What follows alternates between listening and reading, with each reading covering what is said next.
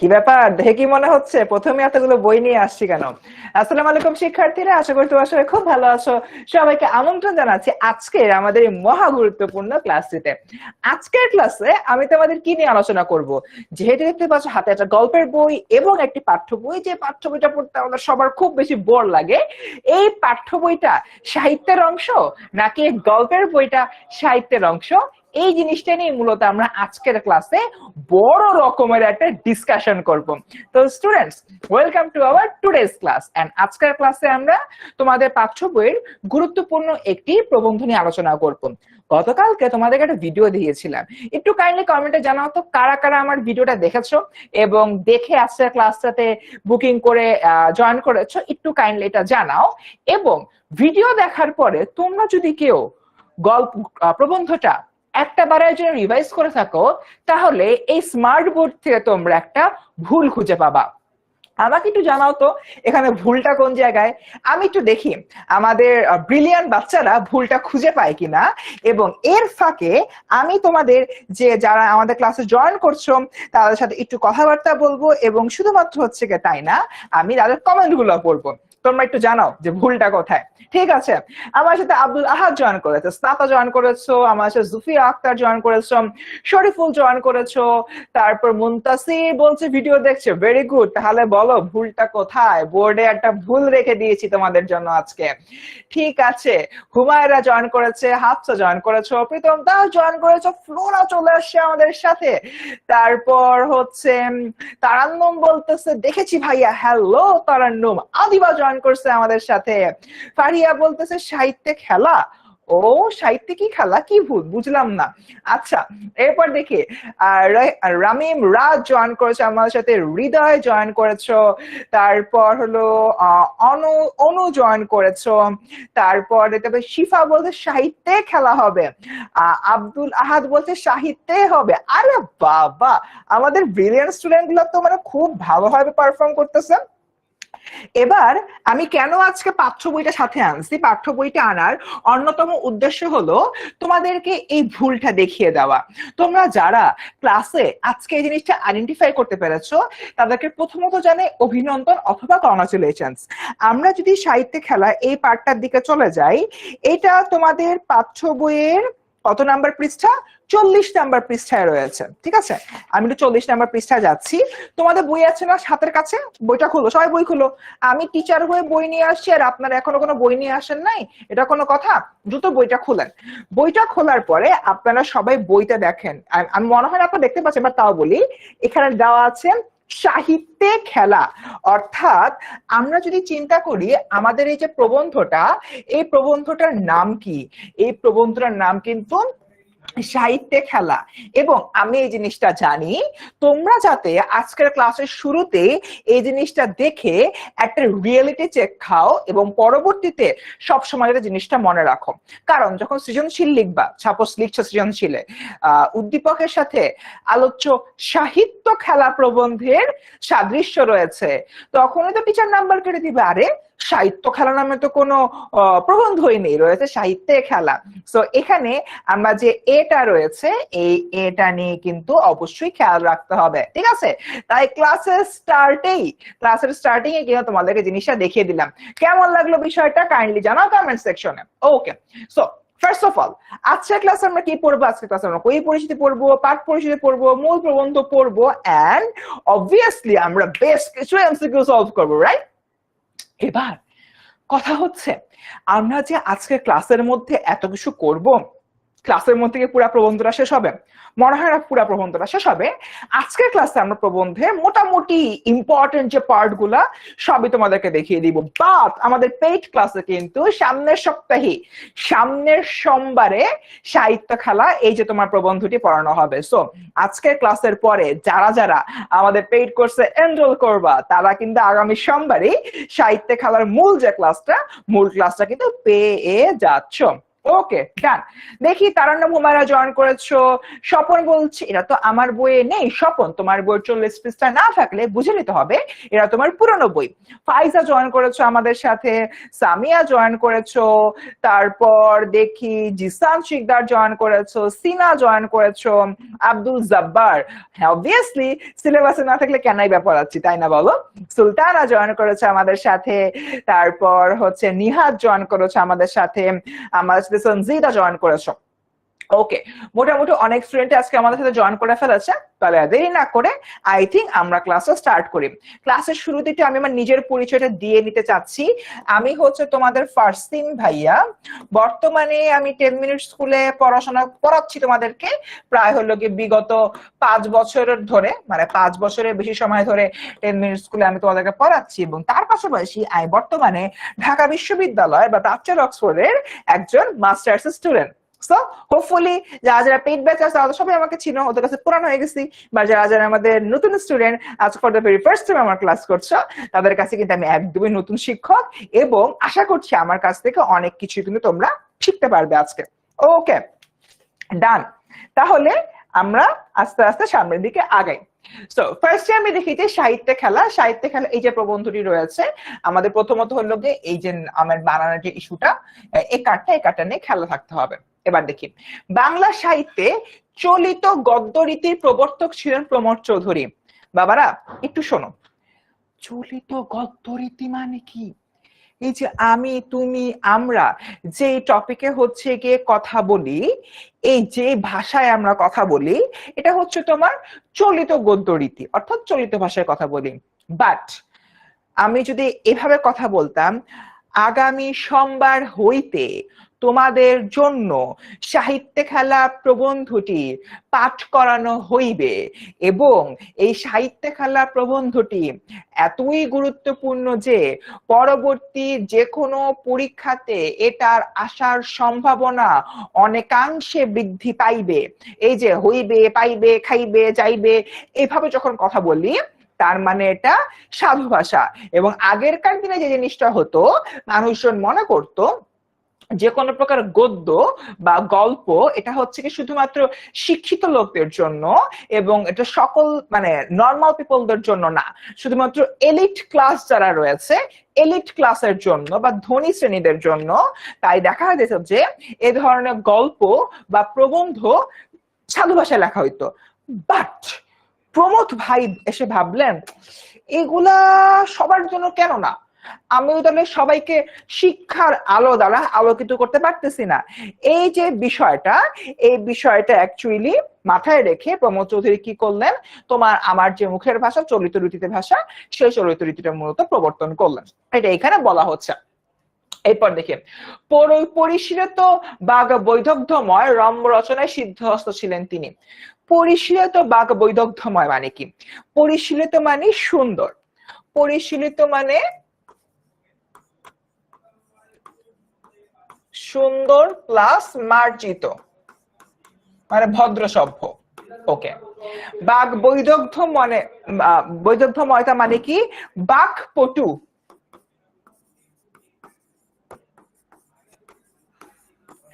বাক পটু বা সুন্দরভাবে কথা বলতে পারে এমন।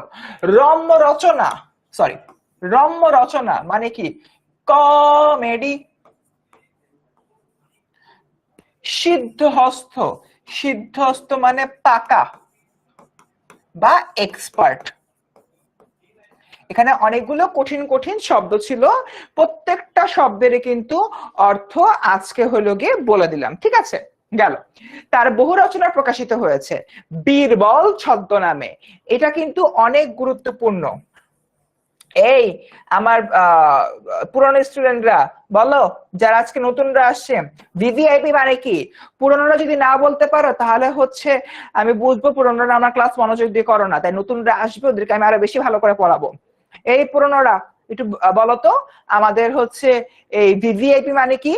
ভিভিআইপি মানে কি বল একটু, ভিভিআইপি মানে কি? হ্যাঁ, এই তো হাবিবুর রহমান কিন্তু একটা ইনস্ট্রাকশন দিয়ে দিছে, বাট তার আগে বলো ভিভিআইপি মানে কি? ভিভিআইপি, ভিভিআইপি মানে কি? দেখছো আমাদের হলো গিয়ে কি বলে পুরনো স্টুডেন্টরা কিন্তু বলতে পারতেছে না ভিভিআইপি মানে কি। আচ্ছা, তোমরা বলতে থাকো, এর মধ্যে আমি বলে দিই। ভিভিআইপি মানে হচ্ছে ভেরি ভেরি ইম্পর্টেন্ট প্রশ্ন। পার্সোনাল জায়গায় প্রশ্ন হবে, ভেরি ভেরি ইম্পর্টেন্ট প্রশ্ন। ওকে, এইটা হচ্ছে ভিভিআইপি। বীরবল, এই যে তোমাদের জন্য এই ক্লাসের টাইটেল কি, এক ক্লাসে 11 নাম্বার কনফার্ম, একটা সৃজনশীলের ক তোমাদেরকে জানাই দিলাম। যে কোনো জায়গায় পরীক্ষা দাও না কেন, এই কোশ্চেনটা হয় সৃজনশীলের কতে, না হয় এমসিকিউতে আসবে, যে প্রমোদ চৌধুরীর ছদ্মনাম কি। ছদ্মনাম হচ্ছে বীরবল। প্রমোদ চৌধুরীর ছদ্মনাম কি? বীরবল। আবার বলো, ছদ্মনাম বীরবল। কার ছদ্মনাম? প্রমোদ চৌধুরী। প্রমোদ চৌধুরীর ছদ্মনাম বীরবল। ঠিক আছে, আগাই। বাংলা সাহিত্যে চলিত ভাষারীতির প্রথম মুখপত্র হচ্ছে সবুজ পত্র।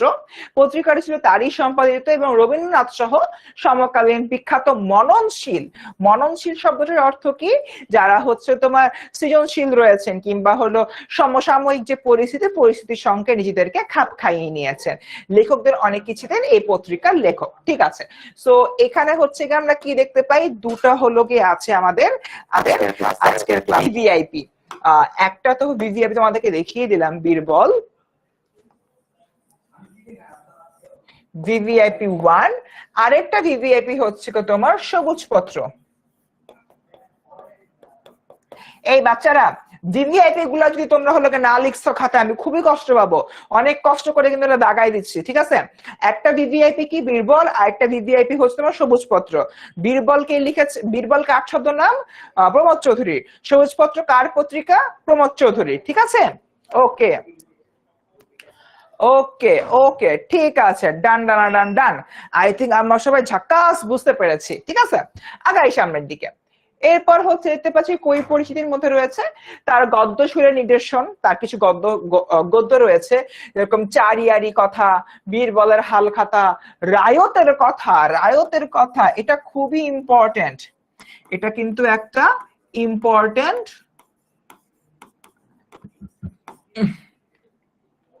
তার রচিত গদ্য। ঠিক আছে, এই গদ্যটার নাম আমাদের মনে রাখতে হবে। ঠিক আছে, এই গদ্যটা কিন্তু আমাদের মনে রাখতে হবে। তার গল্পগ্রন্থগুলো ও সনেট 50 কাব্যগ্রন্থ, ক্রমে গল্পকার ও সনেটকার হিসাবে বাংলা সাহিত্য তাকে বিশিষ্ট আসন দিয়েছে। প্রমোদ চৌধুরী পৈতৃক নিবাস পাবনা জেলার হরিপুর গ্রামে। তিনি 1968 সালে যশোরে জন্মগ্রহণ করেন এবং তার মৃত্যু হয় মূলত 1946 সালে। কত সালে তার মৃত্যু হয়? তার মৃত্যু হয় 1946 সালে। ঠিক আছে, 68 তোমার সরি ভুল বললাম, এটা হচ্ছে তোমার তিনি মৃত্যুবরণ করেছেন হলো 1946 সালে। ঠিক আছে, এটা আমাদের মাথায় রাখতে হবে। ওকে, ডান। আচ্ছা, তোমাদের বইতে এখানে একটু প্রিন্টিং একটা মিস্টেক আছে, যেমন সেম মিস্টেকটা এখানে উঠে গেছে। দেখো, প্রমোদ চৌধুরীর পৈতৃক নিবাস হচ্ছে তোমার পাবনা জেলার হরিপুর গ্রামে। তিনি 1968 খ্রিস্টাব্দে যশোরে জন্মগ্রহণ করেন তোমাদের বইতে দেওয়া, এন্ড মৃত্যু হলো 1946 সালে। তার মানে জন্মানোর আগে মারা গিয়েছেন, তাই না? বিষয়টা খুবই হাস্যকর হয়েছে। এক্সাক্ট ডেটটা তোমাদেরকে আমি এখনই জানাচ্ছি।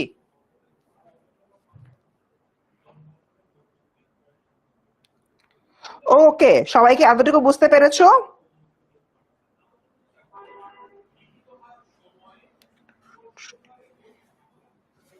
এতটুকু সবাই বুঝতে পেরেছো? ওকে, এবার একটু দেখো, এটা আসলে 1968 হবে না, এটা হবে 1868। আমরা সবাই বইয়ের দিকে তাকাই, বইতে কিন্তু হলো গিয়ে একটা ভুল আছে। ঠিক আছে, এটা আনসার হবে 1868। ওকে, পাবনার সবগুলাই পাগল। আরে ইসরাফিল সেরা একটা কথা বলেছে দেখি। হ্যাঁ, এমনই পাগল যে তোমার সব তারিখ উল্টে পাল্টে দিয়েছে। ঠিক আছে, 1868 হবে। হ্যাঁ, আমি তো জানি, তার একটু শিওর হয়ে নেওয়াটা জরুরি না। 1868 সালে জন্মগ্রহণ করেছেন, মৃত্যুবরণ করেছেন 1946 সালে। সবাই ক্লিয়ার? আমরা জন্মের আগে উনি মারা যাননি, আগে জন্মগ্রহণ করেছেন, তারপর মারা গিয়েছেন। আচ্ছা, আমরা কি এতটুকু বুঝতে পারছি? এতটুকু কি আমরা বুঝতে পেরেছি? ওকে, আচ্ছা, আজকে যারা যারা আমাদের সাথে রয়েছে তার মধ্যে কারা কারা হচ্ছে কি আমাদের মানে পেইড ব্যাচের স্টুডেন্ট না কারা, যারা আমাদের পেইড ব্যাচে পড়ো না এমন স্টুডেন্ট কারা, একটু হাত পা তুলো তো। সামিয়া আক্তার বই নাই, সামিয়া আক্তার জন্য অন্য একটা জিনিস আছে আমার কাছে। আহা, ঠিক আছে, দেখি আমাকে একটু বলো তো কারা কারা আমাদের পেইড ব্যাচের স্টুডেন্ট না কারা? যারা যারা না তারা বলছে আমি দিয়ে এখন কমেন্ট করে ভাসিয়ে দাও। আচ্ছা, পেইড ব্যাচের স্টুডেন্ট না কারা? পেইড ব্যাচেস, আচ্ছা দোলামণি বলছে আমি new. Hello Dolamoni, welcome to our today's class. আচ্ছা, পেইড ব্যাচের স্টুডেন্ট না কারা? চম্পা তুমি পেইড ব্যাচের স্টুডেন্ট আমি জানি। আচ্ছা, নওশিন, মাহবুবা, মেহরাব, নিহাদ, মারিয়াম, তারপর আবুল, সুলতানা, তারপর খুশি, একজন নিউ ইউজার রয়েছে। আচ্ছা, যারা আমাদের পেইড ব্যাচের স্টুডেন্ট তারা তো আছে, বাট যারা আমাদের পেইড ব্যাচের স্টুডেন্ট না তাদের জন্য কিন্তু আজকে আমি একটা সারপ্রাইজ নিয়ে এসেছি। সারপ্রাইজটা কি একটু তাহলে বলি নাকি পরে বলবো? এখন বলবো নাকি পরে বলবো? এই মানুষজন, সারপ্রাইজটাকে এখন বলবো নাকি একটু পরে বলবো? আচ্ছা, আমি কিন্তু আগে গতকালকে ভিডিওতে বলছি আজকে ক্লাসও হবে, ক্লাসে মজাও হবে, দুইটা জিনিসই কিন্তু আজকে ক্লাসে আমরা করব, ঠিক আছে? সো এক বলো হ্যাঁ ভাইয়া, পোল দিব গোলাম রিয়াজ। ক্লাসের 1 ঘন্টা হয়ে যাবার পরে পোল দিব বাবা, কারণ ক্লাসের একটা ডেকোরাম থাকে, আমার ডেকোরাম মেনটেন করতে হবে। একটা সারপ্রাইজ আছে, সারপ্রাইজটাকে এখন দিব তোমাদেরকে না পরে দিব?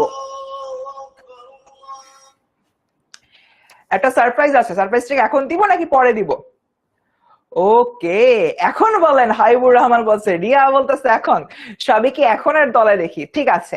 এখনের দলের জন্য সারপ্রাইজটা হচ্ছে ফাইনালি ফাইনালি ফাইনালি আমাদের প্রিন্টেড লেকচার শিটটা হাতে চলে এসছে। এন্ড ফাইনালি আজকে আমি আমার কপিটা পাইছি। আমার কপিটা দেখে আমার খুব ভালো লাগতেছে। তার কারণ হচ্ছে কি, প্রিন্টেড লেকচার শিটে বাংলা প্রিন্টেড লেকচার শিটে তোমার টোটাল পেজ সংখ্যা কত জানো? দাঁড়া একটু দেখি। এত এত পেজ, টোটাল পেজ সংখ্যা হচ্ছে 818। 818 হচ্ছে গিয়ে আমাদের টোটাল পেজ সংখ্যা, এবং 818টা পৃষ্ঠা আমার নিজের হাতে লেখা। সো এই জিনিসটা অ্যাকচুয়ালি আমার জন্য অনেক প্রাউডের। পাশাপাশি এটাই, যদি কোনো জায়গায় ভেতরে কোনো ভুল টুল থেকে থাকে সেই ভুলটাও তাহলে আমার জন্য হয়তো হয়েছে, বাট ছোটখাটো যে ভুলগুলো রয়েছে ওগুলাকে যদি আমি ইগনোর করি তাহলে কিন্তু মোটামুটি আমাদের এই যে হলো গিয়ে বইটা, এই বইটা কিন্তু তোমাদের জন্য অনেক হেল্প করবে। কে জানি বলতেছিল, সামিয়া মোস্ট প্রবাবলি, সামিয়া বলতেছিল যে ভাইয়া বই তো পাই নাই। সামিয়া, বই না পাও, আমাদের কোর্সে যদি এনরোল থাকো আর যদি এই বইটা হাতে থাকে, আই থিঙ্ক মোটামুটি হচ্ছে তোমাদের আর কোনো প্রবলেমই হবে না, ঠিক আছে? সো এই যে বইটা রয়েছে আমার মাথার উপরে, আজকে হলো আজকে বইটা আসছে, তো এই বইটা আসার পরে আমি আর ফারহান ভাই এরকম করতেছিলাম যে এই বইটা নিয়ে বেশি না 10 দিন যদি এরকম ব্যায়াম করি, সুন্দর মতো বাইসেপস বের হয়ে যাবে, বা হচ্ছে তোমার দেখা যাবে যে আমাদের হলো সবার বডি বিল্ডিং হয়ে গেছে। আচ্ছা, সো যাই হোক, এটা হচ্ছে কি আমাদের প্রিন্টেড লেকচার শিটটা। তোমরা যারা যারা হচ্ছে গিয়ে আমাদের কোর্সে আছো তারা তো হচ্ছে গিয়ে পাচ্ছই, মানে মোটামুটি এটা হলো ডেলিভারির মধ্যে রয়েছে। আজকে যেরকম আমারটা হলো আসছে, বাকিরা হচ্ছে খুব দ্রুতই হলো পেয়ে যাবে, মানে ইটস অন ওয়ে, রোলিং ওয়েতে হচ্ছে, তো বাকিরা হলো পেয়ে যাবা। বাট যারা যারা হচ্ছে কি এই বইটা হলো নেও নাই বা হচ্ছে আমাদের কোর্সে এনরোল করো নাই, তাদের জন্য হচ্ছে আমি একটা জিনিস তোমাদেরকে এখন দেখাই দিই, ঠিক আছে? আমি একটু চলে যাই আমাদের হলো ওয়েবসাইটে। আমরা একটু আমাদের ওয়েবসাইটে হচ্ছে গিয়ে যাব। সো এখানে ওয়েবসাইটে গিয়ে ফার্স্টে সার্চ বারে যাব। সার্চ বারে গিয়ে আমরা হলো কি লিখবো, 1010 মানে 10ms লিখবো। 10ms লিখলে কিন্তু দেখা যাবে যে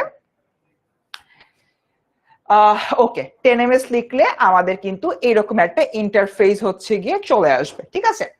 এই ইন্টারফেসে আসার পরে আমরা যে কাজটা করব, দেখো ক্লাস 6 থেকে 12 আছে না, এটা প্রেস করব। এটা প্রেস করে এইচএসসি তে যাব।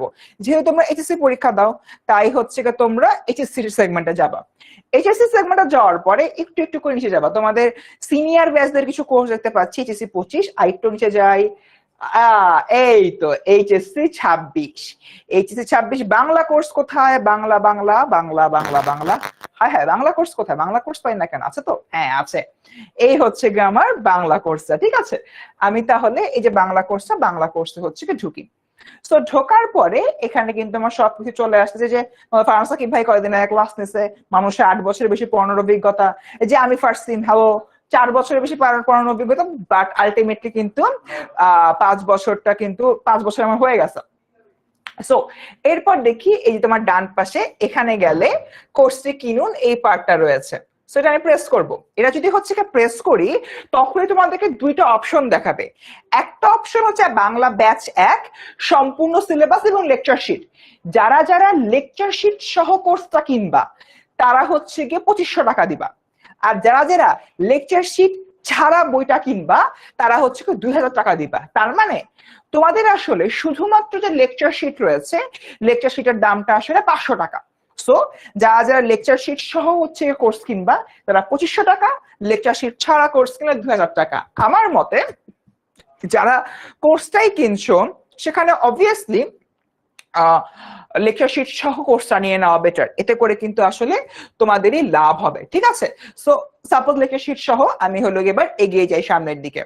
এই যে এগিয়ে যান অপশনটা হলো প্রেস করলে এখানে কিন্তু আমার মোটামুটি সব চলে আসে। এরপর দেখি আমি কোন হলো প্রোমো কোড, একটা প্রোমো কোড দেখি কাজ করে কিনা। সো যদি কাজ করে তাহলে খুব ভালো।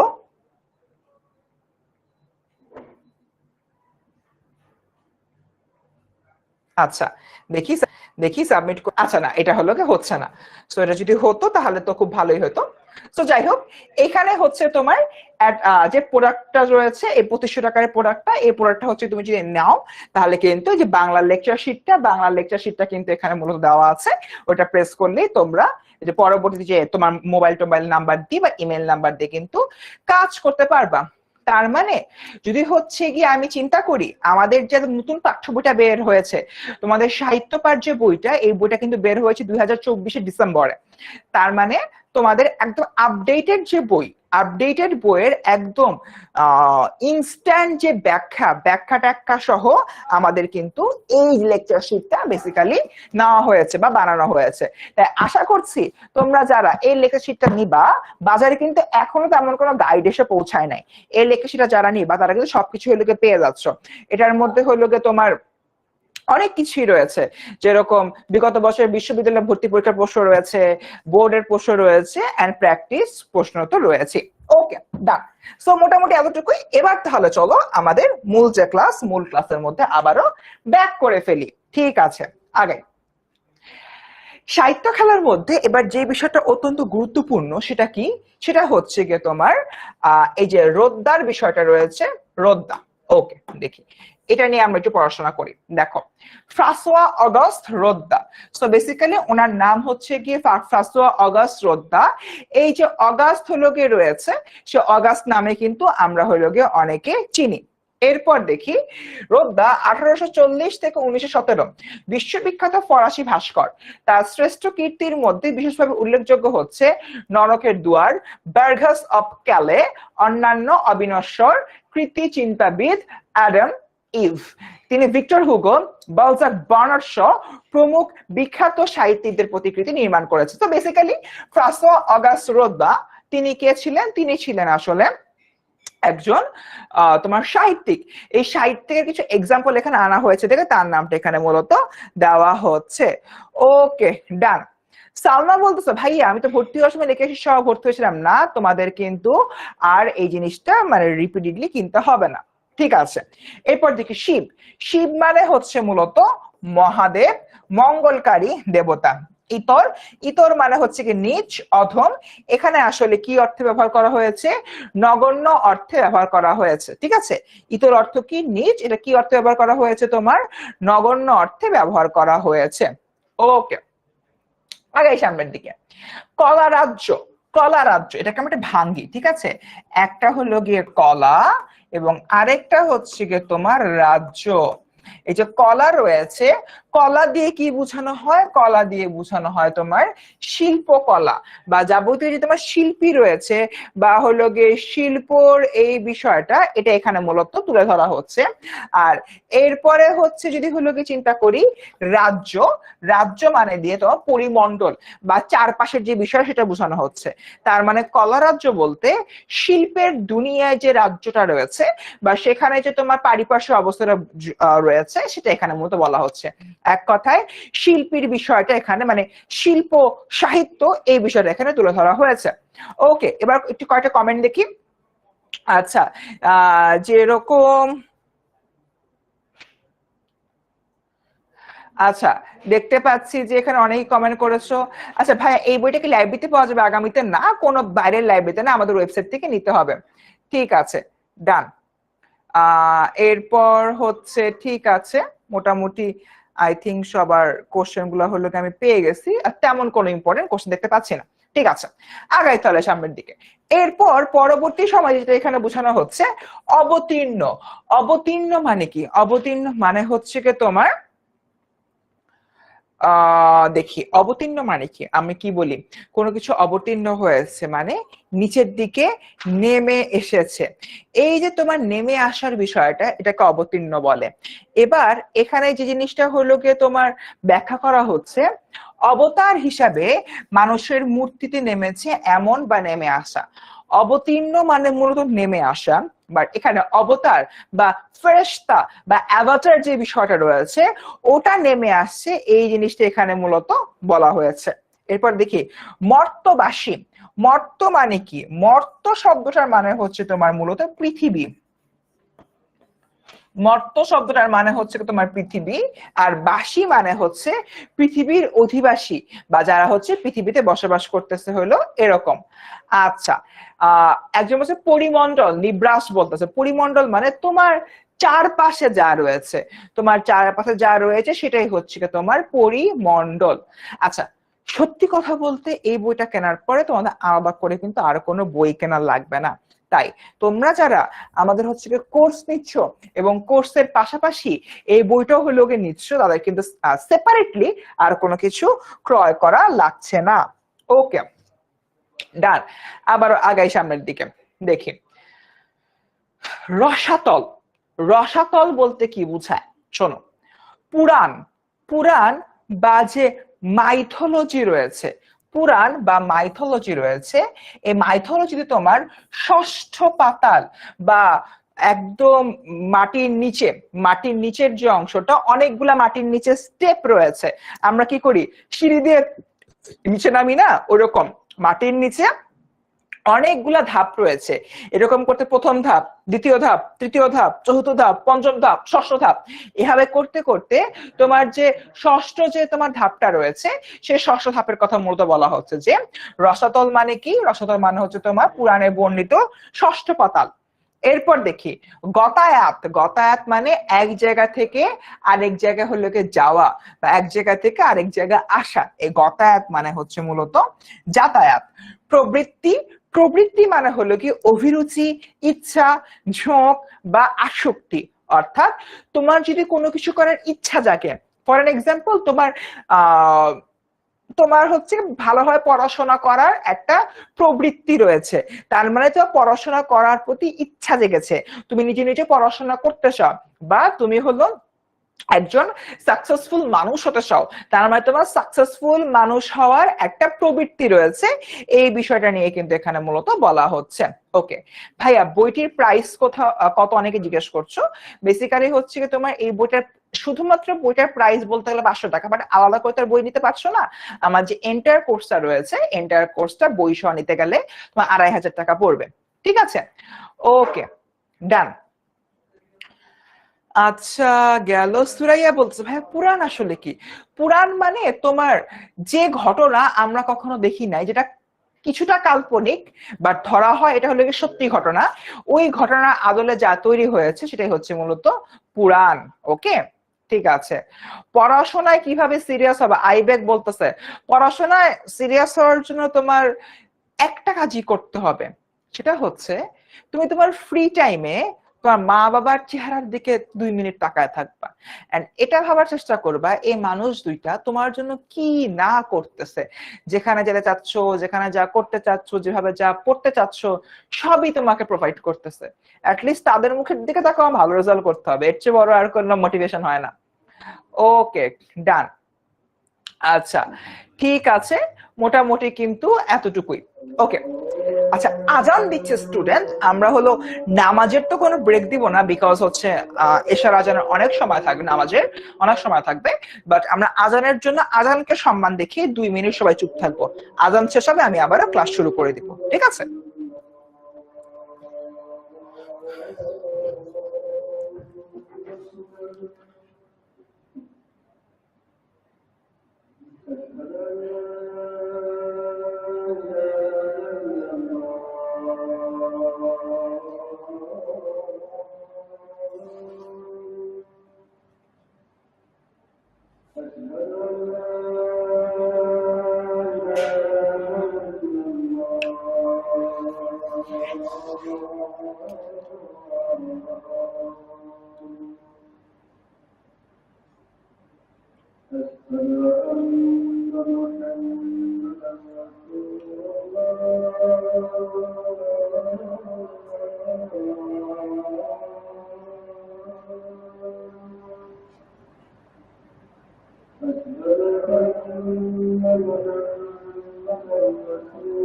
স্টুডেন্টস, তোমরা কেউ ক্লাস থেকে যেও না, আজান শেষ হলে কিন্তু আমরাও পড়া শুরু করব।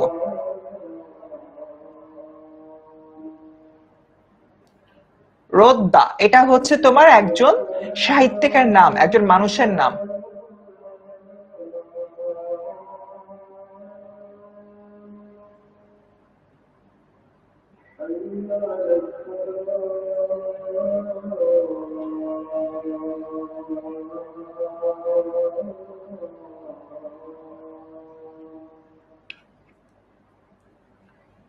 2025-এর কোন ক্লাস বাবা?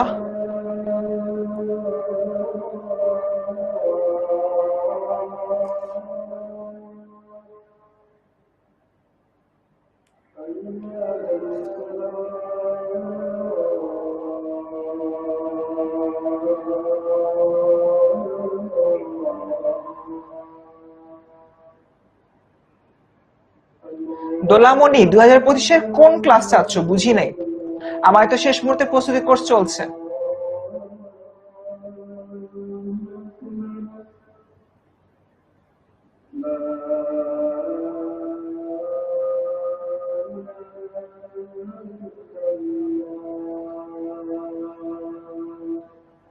ওকে, ডান। আচ্ছা, দোলামণি বলতেছে 2025-এর কোনো কোর্স আছে কিনা। আমাদের তো এইচএসসি 26 ব্যাচের জন্য কোর্স আছে, আর এইচএসসি 25 ব্যাচের জন্য শেষ মুহূর্তে প্রস্তুতি কোর্স কিন্তু রয়েছে। ঠিক আছে, ডান, গেল। এবার আগাই সামনের দিকে। অগত্যা, অগত্যা মানে অন্য কোনো উপায় নাই। ফর এন এক্সাম্পল, তুমি পড়তে বসতে চাচ্ছ না, এখন তোমার বড় ভাই আসছে একটা লাঠি নিয়ে, যে পড়তে বসবি না হলে মার খাবি। এই যে লাঠি নিয়ে তোমার বড় ভাইয়ের আসার বিষয়টা, এটা হচ্ছে তুমি তখন বলতেছো, ইস রে বড় ভাইয়া চলে আসলো, অগত্যা আমার পড়তে বসতেই হলো।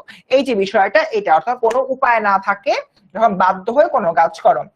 সুর তারায় চড়িয়ে রাখতে হবে, সুর উচ্চ সপ্তকে ধরিয়া রাখিতে হইবে।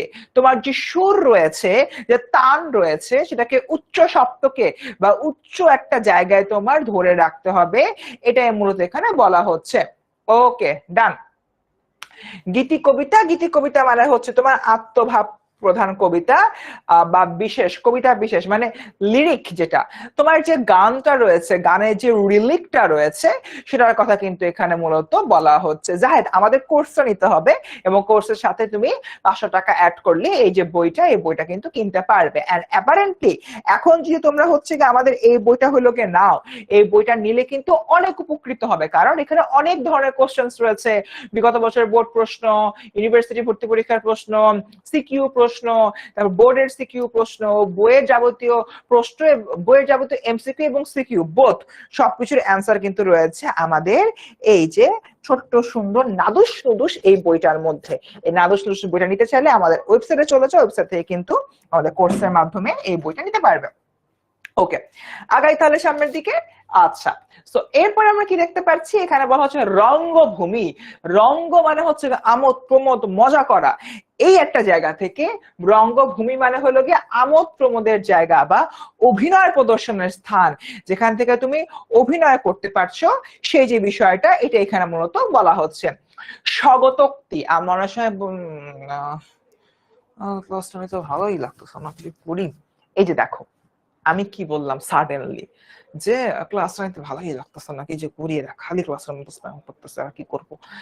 আমি কিন্তু তোমাদেরকে উদ্দেশ্য করে কোনো কথা বলি নাই, বাট আমি নিজের মতো করে একটা কথা বলছি, ক্লাস নিতে ভালোই লাগতেছে না, এরা খালি স্প্যাম করতেছে, কি সব কথাবার্তা বলতেছে, তো হবে একটা হলো গিয়ে অবস্থা। সো দেখো, এই যে আমি নিজের মতো করে কিছু কথা বললাম, এটাই হচ্ছে তোমার কি স্বগতোক্তি, অর্থাৎ আপন মনে নিজে নিজে হলো গিয়ে কথাবার্তা বলা, অন্যের উদ্দেশ্যে বলা হয়নি এমন উক্তি। তোমাদের উদ্দেশ্যে কিন্তু বলি নাই, আমি কিন্তু কি করেছি, নিজের মতো করে কথাগুলো হলো বলেছি, এই বিষয়টাই মূলত এখানে বলা হচ্ছে। এরপর দেখি স্বার্থ, নিজের উদ্দেশ্য সিদ্ধি। ফর এক্সাম্পল, তোমার বন্ধুর কাছে তো কলম আছে, তোমার কাছে আছে কোনো কলম নাই, তোমার খাতায় লিখতে হবে, তুমি কি করলা, তোমার যেই বন্ধুর যে তোমার কলমটা রয়েছে, কলমটা চুরি করে ফেললা, তারপর তোমার বন্ধুরা পরীক্ষা দিতে পারলো না, তার মানে তুমি কিন্তু আসলে তোমার বন্ধুর যেই স্বার্থটা দেখলে না, শুধুমাত্র নিজের স্বার্থটাই পরিলক্ষণ করলা, ঠিক আছে, এটা এখানে বলা হচ্ছে। এরপর দেখি পরার্থ। পরার্থ মানে অন্যের হিত, অন্যের জন্য উপকার করা, এই জিনিসটা এখানে বলা হচ্ছে।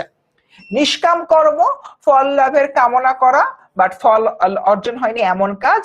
মোক্ষ লাভ, মোক্ষ লাভটা বুঝতে হবে, আত্মার মুক্তি অর্জন, তোমার আত্মার মুক্তি হবে, তোমার যে তোমার হচ্ছে যে তোমার যে আত্মাটা রয়েছে, সে আত্মাটা স্বাধীনতা লাভ করবে, নিজের মতো করে খোলা মনে সব চিন্তা করতে পারবে, এই বিষয়টা এখানে জানানো হয়েছে। ওকে, সোফার আমরা যদি হচ্ছে কি দেখি, অনেকগুলো শব্দার্থ পড়লাম, আরো অনেক শব্দার্থ রয়েছে, এই শব্দার্থগুলা কিন্তু আমরা আমাদের যে মূল ক্লাস আছে, মূল ক্লাসে হচ্ছে কি পড়বো। এবার মূল ক্লাস বলতে আমাদের পেইড ব্যাচের যে ক্লাস রয়েছে, সেই পেইড ব্যাচের ক্লাসে আগামী সোমবার দিন পড়বো। তাই এখন আমি এটা সাহিত্য খেলা মূল প্রবন্ধটা রয়েছে, মূল প্রবন্ধের দিকে একটু আগায় যাই, দেখি এখানে কিছু জিনিসপত্র পড়ি, তারপরে আমরা কিছু এমসিকিউ কিন্তু সলভ করব। ঠিক আছে, সবাইকে ক্লিয়ার? সিদ্ধি মানে হচ্ছে স্বার্থ, ঠিক আছে, সিদ্ধি মানে হচ্ছে কি তোমার স্বার্থ। রাজ, তুমি বলছো আমার সিদ্ধি সাধনের জন্য আমি যে কোনো কিছু করতে পারি, আমি যে কোনো ধরনের স্টেপস নিতে পারি, এই জিনিসটা সাধন করা, তার মানে তুমি তোমার স্বার্থ হাসিল করলা। ওকে, ডান। ঠিক আছে ফাহিম, আমরা কেউ ঝগড়া না করি, আমরা আগাই তাহলে সামনের দিকে। তো যারা আমাদের পেইড বেসিস স্টুডেন্ট, তারা কিন্তু সোমবার দিন এই ক্লাসে পাচ্ছ, খুবই ভালো কথা, তাদের জন্য 100 হয়ে গেল, আছে ক্লাসের গ্লিমস পাইলা। যারা এখনো ভর্তি হয়নি, চট জলদি ভর্তি হয়ে যাও, ভর্তি হওয়ার পর দেখিয়ে দিয়েছি, তাই না? তাই এবার চলো আমরা আর না পড়ি শব্দার্থ, শব্দার্থ বাকিগুলো অনেক বেশি ইম্পর্টেন্ট, বাট ব্যাখ্যা করার মতো আজকে সময় কম, ঠিক আছে। আমরা পেইড ব্যাচে দুটো ক্লাসের মাধ্যমে এই টপিকটা কিন্তু শেষ করব, তার মানে পেইড ব্যাচে আরো বিচার বিশ্লেষণ করে পড়ানো হবে। আচ্ছা, এবার আসি মূল জায়গায়। মূল জায়গাটা শুরু করার আগে তোমাদের জন্য রয়েছে একটা ইনস্ট্রাকশন বা একটা সামারাইজড ভার্সন এই প্রবন্ধটা। সেটা কি, দেখো রে বাবা, গতকালকেও আমি তোমাদেরকে দেখাইছি, এটা, সেটা হচ্ছে তোমাকে যদি এরকম একটা কি বলে গল্পের বই দেওয়া হয়, আর পাশাপাশি তোমাদেরকে যদি এরকম একটা বোরিং পাঠ্য বই দেওয়া হয়, আমরা সবাই জানি আমরা কেউই আসলে পাঠ্য বইটাকে নিব না, বরং গল্পের বইটাকে পিক করব এবং বলবো যে ইয়েস, গল্পের বই পড়বো, খুব মজা পাবো, তাই না বলো? এই যে বিষয়টা, এই জিনিসটারই ব্যাখ্যা করছে প্রমোদ চৌধুরী। প্রমোদ চৌধুরী যে জিনিসটা বলেছেন যে দেখো, আমাদের যে সাহিত্য রয়েছে, সাহিত্য কখনো তোমাকে বাধ্য করে কিছু পড়ায় না, এই যে তোমরা আসছো আমাদের কোর্স কিনতেছো, কোর্সে ক্লাস করতেছো, মানে এটার মধ্যে কি একটা বাধ্যবাধকতা রয়েছে। কিরকম বাধ্যবাধকতা? নাম্বার ওয়ান, আমার কোর্স করতে হবে, আমার পড়তে হবে, পড়ে ভালো রেজাল্ট আনতে হবে, ভালো রেজাল্ট করে মা বাবাকে খুশি করতে হবে, মা বাবাকে খুশি করে আমার নিজের ক্যারিয়ার করতে হবে, ইত্যাদি ইত্যাদি ইত্যাদি, তাই না? অনেক ধরনের কিন্তু কামছাপ এখানে আছে। এবার কথা হলো, এইটার মাধ্যমে, এই পড়ার বই পড়ার মাধ্যমে তুমি আসলে সাহিত্যের রস আস্বাদন করতে পারলা না। বাট বাট যখন তুমি এই বইটাকে দেখছো, এই ধরনের গল্পের বইকে দেখছো, তখন তুমি গল্পের বইয়ের প্রত্যেকটা পাতা পড়বে, একটা একটা করে পাতা পড়বে, নিজেকে রিলেট করবে, রিলেট করে এই গল্পের মধ্যে ঢুকে যাবে। একটা নির্দিষ্ট সময় পর গল্পের একটা ক্যারেক্টার হিসেবে তুমি নিজেকে আবিষ্কার করবে। তার মানে কি বোঝায় বাচ্চারা? তার মানে আসলে এটাই বোঝায়, সাহিত্যের উদ্দেশ্য তোমাকে বাধ্য করে পড়ানো না, বা সাহিত্য চায় না তোমাকে হচ্ছে শিক্ষায় শিক্ষিত করবে এরকম, বরঞ্চ সাহিত্য চায় তোমার মনকে উদার করবে, তোমাকে রুচিশীল করবে, তোমাকে পরিশীলিত করবে, তোমাকে ভাবাতে সাহায্য করবে। অর্থাৎ সাহিত্যের মূল উদ্দেশ্য বাধ্য করে কোনো কিছু পড়া না, বরং সাহিত্যের মূল উদ্দেশ্য একটা মানুষের মনকে বিকশিত করা। আমরা কি বুঝতে পেরেছি বাচ্চারা? একটু কাইন্ডলি জানাও তো মূল বিষয়টা। আচ্ছা, রিজন হলো বুয়েটে অ্যাপ্লাই করার নিয়ে কথাবার্তা বলতেছে। রিজন আপাতত বাংলা পড়ি, এইচএসসি তে ভালো করি, তারপরে ইনশাআল্লাহ একসাথে ঢাকা ইউনিভার্সিটি মেডিকেল বুয়েট সব ক্র্যাক করব। ঠিক আছে, ওকে, ডান। তারপর হলো গিয়ে দেখতে পাচ্ছি কি কয় মাস পড়াবে নাই বুঝি নাই ভাই, ফ্রি ক্লাস কি আর হবে না? এই মাসের জন্য তো আর ফ্রি ক্লাস হচ্ছে না, আগামীকালকে তো ফেব্রুয়ারি মাস শেষ, পরের মাসের জন্য আবার হয়তো ফ্রি ক্লাস হবে, সেক্ষেত্রে অন্য কোনো টপিকের উপরে, তখন তার এই টপিকটা পড়ানো হবে না। বাট আজকে আমি এই টপিকটা পড়াচ্ছি, এন্ড অ্যাপারেন্টলি সোমবার দিনই এই টপিকের উপরে পেইড ব্যাচের যে ক্লাস রয়েছে, ক্লাসে কিন্তু এটা আরো ব্যাখ্যা করে পড়ানো হবে। আচ্ছা, সাদিকুল, সরি ভাইয়া, তোমার সাথে আমার কোনো শত্রুতা নাই, ইচ্ছা করে দিচ্ছি না এমন না, তোমার কোনো মেসেজ আমার চোখে পড়ে নাই, মাত্র পড়লো। ওকে, সামিয়া বললো বুঝতে পারছে, প্রমি বলতেছে বুঝতে পারছেন, মায়ুখ বলতেছে বুঝতে পারতেছে। আচ্ছা, ঠিক আছে, তার মধ্যে খুবই ভালো, রাইট? এবার চলো আমরা মূল যে গল্পটা, প্রবন্ধটা রয়েছে, মূল প্রবন্ধের মধ্যে আমি আবারও ঢুকে যাই। সো এখানে আমরা কি দেখতে পাচ্ছি? চিন্তা তো জড় প্রস্তরের দেহ থেকে অসংখ্য জীবিত প্রায় দেব দানব কেটে বার করেছেন। তিনি কি? তিনি একজন ছিলেন ভাস্কর। ভাস্কর কি?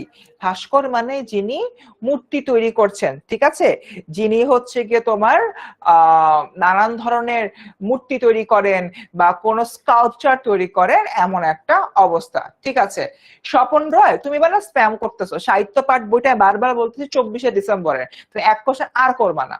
ওকে, এরপর দেখি, যে নিতান্ত জড় প্রস্তর দেহ থেকে অসংখ্য জীবিত প্রায় দেব দানব কেটে বাইর করেছেন।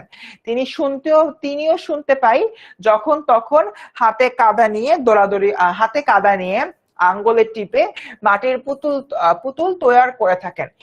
তয়ের বলছে না, এই তয়ের দিয়ে কিন্তু মূলত বোঝানো হচ্ছে তৈরি। তয়ের দিয়ে কি বোঝানো হচ্ছে? গিয়ে তৈরি, ঠিক আছে, ওকে। আচ্ছা, একজন খুব ভালো প্রশ্ন করেছে, আফরিন বলছে ভাইয়া পেইড ব্যাচে তো অনেকগুলো টপিক পড়ানো হয়ে গেছে, আমার নতুন যারা রয়েছে তারা কি করবে? কোনো সমস্যা নাই, যারা হচ্ছে কি তোমার নতুন আছো ওদের জন্য কিন্তু আমাদের প্রিভিয়াস ক্লাসগুলোর রেকর্ড দিয়ে দেওয়া হচ্ছে, তোমরা চাইলে কিন্তু ওই রেকর্ড গুলো দেখে একদম সবকিছু শিখে ফেলতে পারো। ওকে, নতুন কোর্সে আসবে নাকি পুরাতন কোর্সে ভর্তি হব, এটা একটু পরামর্শ দেন। দেখো, নতুন কোর্স আস্তে আস্তে তোমাদের ফার্স্ট ইয়ার শেষ হয়ে যাবে, সো অ্যাপারেন্টলি তোমরা পিছায় যাবা। এই প্রেক্ষাপট থেকে চিন্তা করলে তোমাদের সবার এখন রানিং কোর্সে আসা উচিত।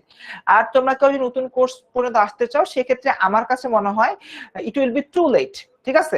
লেট করার দরকার নাই, রাদার এখনই তোমরা কোর্সে ভর্তি হয়ে যাও, যারা যারা ভর্তি হতে ইচ্ছুক, ঠিক আছে?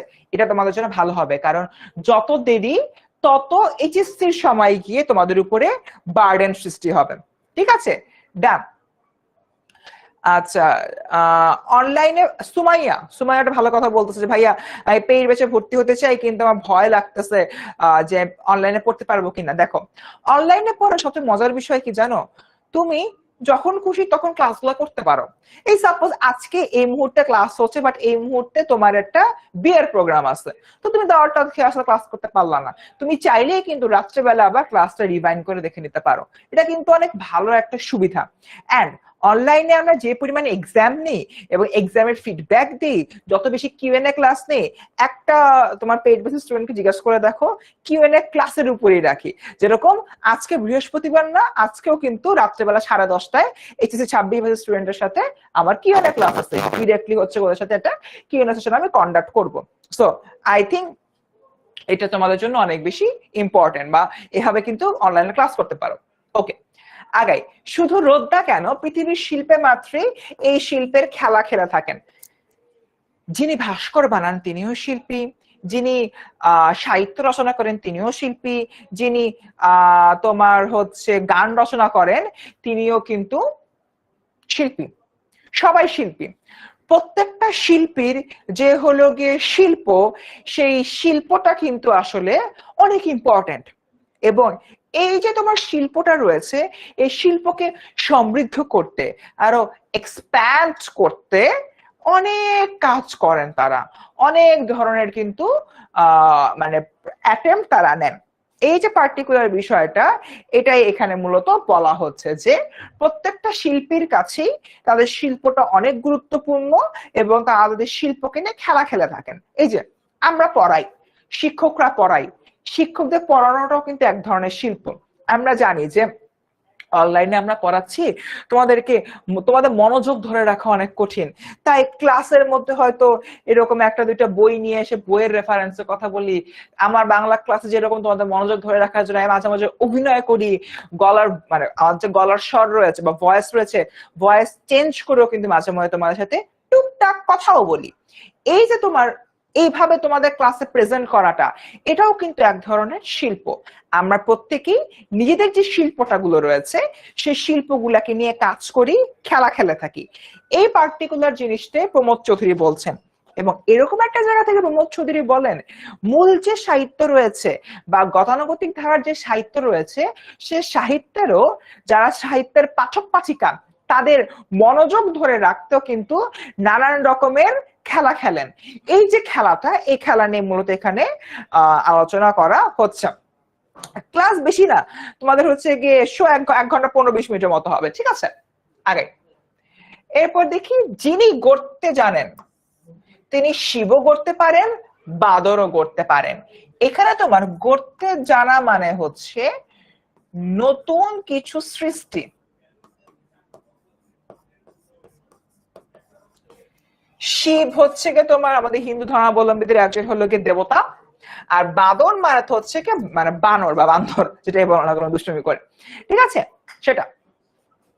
আচ্ছা, 1 বছর কোর্সের মেয়াদ কি এইচএসসি এক্সাম পর্যন্ত? তোমরা যারা কোর্স এনরোল করবা, তোমাদের কিন্তু একদম পরীক্ষার আগ পর্যন্ত কোর্সের যাবতীয় অ্যাক্সেস থাকবে, ঠিক আছে?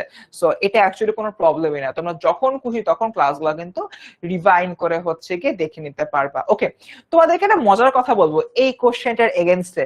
কেউ কি শুনতে চাও? যদি শুনতে চাও তাহলে আমাকে বলতে পারো যে হ্যাঁ ভাই অবভিয়াসলি, কেন না কেন না, একটু বলেন। তোমাদেরকে একটা মজার কথা বলবো।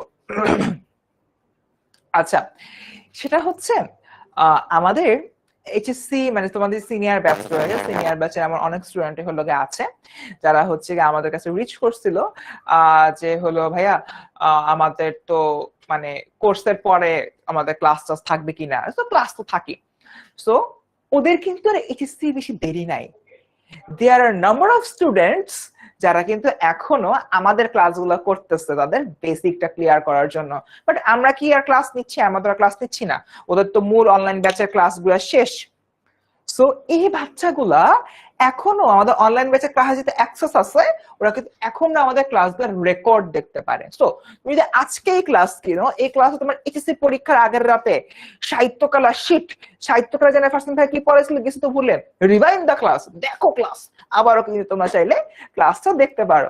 সো এটা কিন্তু একটা মজার একটা বিষয়, তোমাদের জন্য অনেক হেল্পফুল একটা ইনগ্রিডিয়েন্ট। ওকে, আগাই সামনের দিকে। আমাদের সঙ্গে বড় বড় শিল্পীদের তফাৎ এইটুকু যে তাদের হাতে এক করতে, তাদের এক করতে হয় না। সম্ভবত এই কারণে কলা রাজ্যের মহাপুরুষদের যা খুশি তাই করবার অধিকার রয়েছে, ইতর শিল্পীদের সে অধিকার নেই। স্বর্গ হতে দেবতারা মধ্যে মধ্যে ভূতলে অবতীর্ণ হওয়াতে কেউ আপত্তি করেন না। মানে কি, আসো তোমাদেরকে একটু বুঝাই। একটু জিনিসটা চিন্তা ভাবনা করো এবং বোঝার চেষ্টা করো। সেটা হচ্ছে এখানে কি বলতেছে, আমাদের সঙ্গে বড় বড় শিল্পীদের তফাৎ এতটুকুই, তাদের হাতে এক করতে আর হয় না। বড় বড় শিল্পীদের বলতে মানে হচ্ছে যারা সাহিত্য রচনা করতেছে এবং এর পাশাপাশি অন্যান্য শিল্পের সঙ্গে যারা জড়িত, তাদের কথা বেসিক্যালি এখানে বলা হচ্ছে যে তাদের ওভাবে আর কোনো কিছু এক করতে হয় না। সম্ভবত এই কারণে কলা রাজ্য, মাত্র হলো কে বলেছি কলা রাজ্য মানে কি, তোমার হচ্ছে কি শিল্পী বা হলো কলাকুশলী, এই যে তোমার রাজ্যটা, সেটা এটার কথা বলা হচ্ছে। কলা রাজ্যের মহাপুরুষদের যা খুশি তাই করবার অধিকার রয়েছে, অর্থাৎ নিজের শিল্পটাকে একটা অনন্য মাত্রায় নিতে একজন শিল্পী যা খুশি তাই কিন্তু করতে পারে, এটা এখানে বলা হচ্ছে। এরপর দেখি, স্বর্গ হতে দেবতারা মধ্যে মধ্যে ভূতলে অবতীর্ণ হন। মানে বেহেশত থেকে বা জান্নাত থেকে বা স্বর্গ থেকে দেবতারা মাঝে মাঝে ভূতলে, ভূতলে বলতে আসলে কি বোঝানো হচ্ছে, পৃথিবীতে।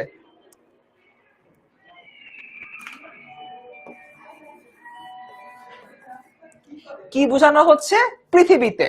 এই যে পৃথিবীতে হলো আমার দেবতাটা নেমে আসতেছে, এই জিনিসটা এখানে দেখানো হচ্ছে। অবতীর্ণ হওয়াতে কি আপত্তি করেন না, তার মানে এই যে আমার সাহিত্যিকরা রয়েছেন, সাহিত্যিকরা হচ্ছে তোমার কি করেন, সাহিত্যিকরা কিন্তু নিজেদের মতো করে তাদের যে শিল্পটা রয়েছে, তাদের শিল্প নিয়ে অনেক খেলাই খেলতে পারেন। এটার জন্য তারা স্বর্গ থেকে যে দেবতারা রয়েছে, দেবতারকে পৃথিবীতে নিয়ে আসতে পারেন। মানে এক কথায় সাহিত্যিকদের তাদের সাহিত্য জগতে যে এক অপার ক্ষমতা রয়েছে, সে অপার ক্ষমতার কথা মূলত এখানে বলা হচ্ছে। ঠিক আছে সুমাইয়া ভাইয়া, বরিশাল সময় হার্ড কোশ্চেন আসে, আপনাদের কাছে পড়ে সেখানে কিছু করতে পারবো কিনা? বরিশাল বোর্ডের চেয়ে বেশি হার্ড কোশ্চেন আসে কুমিল্লা বোর্ড। আর আমাদের সাজেশনে পড়াশোনা করে কুমিল্লা বোর্ডের মানুষজন কিন্তু বাংলায় অনেক ভালো রেজাল্ট করেছে, তারা কিন্তু কেউই এ প্লাস মিস করে নাই। সো কুমিল্লা বোর্ড পারলো, বরিশাল বোর্ড পারবে। আচ্ছা, রোজার ভিতরে কি আছে বুঝতে পারি না Mehra, but if it is about the class, হ্যাঁ রোজার সময় কিন্তু আমাদের ক্লাস অনুষ্ঠিত হবে। ঠিক আছে, ওকে ডান। আচ্ছা, প্রিন্টেড শিট, একজন বলছে বিআই কোর্সের দাম কত? প্রিন্টেড শিট ছাড়া বলতেছে 3500 আর সহ বলতেছে 4000। তুমি যদি প্রিন্টেড লেকচার শিট, অর্থাৎ এই যে লেকচার শিটটা রয়েছে, এই লেকচার শিটটা হচ্ছে বাসায় নিতে চাও, তাহলে তোমার এন্টার বিআই এর কোর্সের জন্য 4000 টাকা দিতে হবে। আর যদি তুমি বাসায় না নিতে চাও, তাহলে তোমার এটার জন্য দিতে হবে 3500 টাকা। কত টাকা? মাত্র 3500 টাকা। আসিফ বলতেছে আচ্ছা ক্লাস অনেক ভালো লাগে, thank you so much Asif. ঠিক আছে, ইতর মানে হচ্ছে বেদ্য, পচা, দুষ্ট, নিম্ন শ্রেণীর মানুষ, এই যে বিষয়টা, এটা এখানে মূলত বলতেছ। ডান, ওকে, আগাই সামনের দিকে। মর্তবাসীদের পক্ষে রসাতলে গমন করাটা বিশেষ নিন্দনীয়। মানে দেখো, মর্তবাসী, পৃথিবীর বাসীরা যারা রয়েছে, তারা যদি রসাতলে যায় বা খারাপ কিছু করে, এটা অনেক খারাপ, এটা কেউ কিন্তু ভালোভাবে দেখে না। পৃথিবীর মানুষটা খারাপ কিছু করে নিচে নামলে এটা ভালো করে দেখে না, বাট দেবতারা সেই স্বর্গ থেকে যদি পৃথিবীতে নেমে আসে, অনেক কিছু করে, সেটা খুব ভালোভাবে দেখা হয়।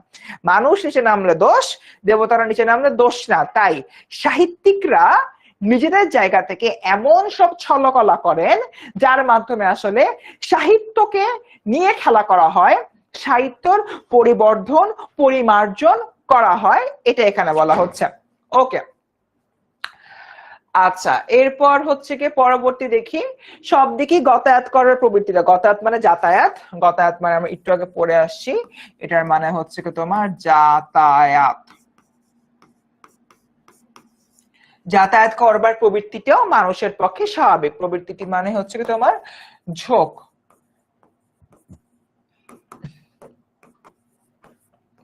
বা ইচ্ছা। মানুষের পক্ষে স্বাভাবিক, মন উঁচুতেও উঠতে চায়, নিচুতেও নামতে চায়, বরং সত্য কথা বলতে গেলে সাধারণ লোকের মন স্বভাবতই যেখানে আছে তারই চারপাশে ঘুরে বেড়াতে চায়। অর্থাৎ সাধারণ মানুষের জন্য আমার সাহিত্যটাকে সুন্দর করে ফেলতে হবে, এটা এখানে মূলত বলা হচ্ছে। ডান। সো আগাই সামনের দিকে। আচ্ছা, এখানে কি বলতেছে, সাধারণ লোককে কি ধর্ম, কি নীতি, কি কাব্য সকল রাজ্যে অহরহ নানায় ভর দিয়ে থাকতে পরামর্শ দেয়। একটু উঁচুতে না চললে আমরা দর্শক শ্রোতি মন্ডলের নয়ন মন আকর্ষণ করতে পারি না, বেদিতে না বসলে আমাদের উপদেশ কেউ মানে না। আচ্ছা, এই জায়গাটা একটু বোঝার আছে, পুরাটা জিনিস হলো কি আমি তোমাদেরকে একটু বুঝাই। দেখো, একটা সাহিত্য যদি খুবই সাধারণ, খুবই জেনারেল মানের হয়, তাহলে সাহিত্যটা কিন্তু পছন্দ করবে না। আমি একটু যদি হচ্ছে গিয়ে এন ডেপথে যে তোমাদের সাথে কথাবার্তা বলি, তোমার সামনে একটা, তোমার সবাইকে মতামত দিবা, একটা প্রেমের উপন্যাস থাকা হলো, মানে লাইক এখানে নায়ক নায়িকা, তোমার তাদের দুজনের মধ্যে হচ্ছে কি প্রেম ভালোবাসার সম্পর্ক রয়েছে। তোমার হলো নায়ক হলো গিয়ে মারা গেছে, নায়িকা হচ্ছে অনেক দুঃখী, নায়িকা হলো গিয়ে কাঁদতেছে, এরপর কয়েকদিন পর শোকে দুঃখী নায়িকাও মারা গেল। এইটা তোমার একটা উপন্যাস, উপন্যাস নাম্বার 1। উপন্যাস নাম্বার 2তে তোমার নায়ক নায়িকা উভয়েরই জীবনের স্ট্রাগলের কথা বলা হয়েছে। তারপর হচ্ছে তাদের একসাথে মানে সামাজিক ভাবে তোমার একত্রে থাকার যে অভিলাষ বা তাদের যে পরবর্তীতে একসাথে থাকার যে ইচ্ছা, সেটার জন্য তাদের অনেক স্ট্রাগল দেখানো হয়েছে, কিন্তু দিন শেষে দেখা যাচ্ছে যে তারা ওভাবে একসাথে থাকতে পারলো না, এবং দেখা গেল যে আমাদের যে নায়কটা রয়েছে, নায়কটা হলো গিয়ে মারা গিয়েছে কোনো একটা কারণে, এবং নায়িকাও পরবর্তীতে হচ্ছে নায়কের যে স্মৃতি, সে স্মৃতি নিয়ে হচ্ছে বেঁচে থাকছে। আমি খুবই সাধারণ লাইনের দুইটা স্টোরি বললাম, একটা উপন্যাস 1, একটা হলো উপন্যাস 2। তোমাদের কাছে একটু বলো তো কোন উপন্যাসটা বেশি ভালো লাগলো, বা মানে কোনটার মধ্যে থ্রিল যে ভাইবটা রয়েছে, সেই থ্রিল ভাবটা প্রকাশিত হলো, উপন্যাস 1-এ নাকি উপন্যাস 2-এ? সুমাইয়া বলতেছে, সুমাইয়া আমাদের এন্টায়ার ব্যাচটা কিন্তু তোমাদের এইচএসসির আগ পর্যন্তই থাকছে, বাট ব্যাচের ক্লাসগুলা, লাইভ ক্লাসগুলা তোমার শেষ হবে এপ্রিল, মানে রোজার পরে আর কি, এপ্রিল মে এরকম একটা সময়তে, ঠিক আছে? আজকের ক্লাসটা রেকর্ড থাকবে না, আজকের ক্লাসটা কিন্তু রেকর্ড থাকবে না, ওকে? ঠিক আছে। আচ্ছা, আমাকে বলো তো কোন উপন্যাসের মধ্যে থ্রিল ভাইবটা ছিল? মায়ুক খুবই সুন্দর অ্যান্সার দিয়েছে, উপন্যাস 2-এ। হ্যাঁ, উপন্যাস 2-এ কেন থ্রিল ভাইবটা ছিল? কারণ এখানে তোমার একটা স্ট্রাগল দেখতে পেয়েছি, আর উপন্যাস 1-এ কিন্তু কোনো কিছু নাই, একসাথে ছিল, মরে গেছে, শেষ। এদের স্ট্রাগল দেখেছি, একসাথে না থাকতে পারার কষ্ট দেখেছি, এবং পরবর্তী নায়িকার যে আপন মনে বেঁচে থাকার বিষয়টা, সেই জিনিসটা আমরা দেখেছি। দর্শকদের কাছে কিন্তু উপন্যাস 1টার গ্রহণযোগ্যতা পাবে না, উপন্যাস 2টার গ্রহণযোগ্যতা পাবে।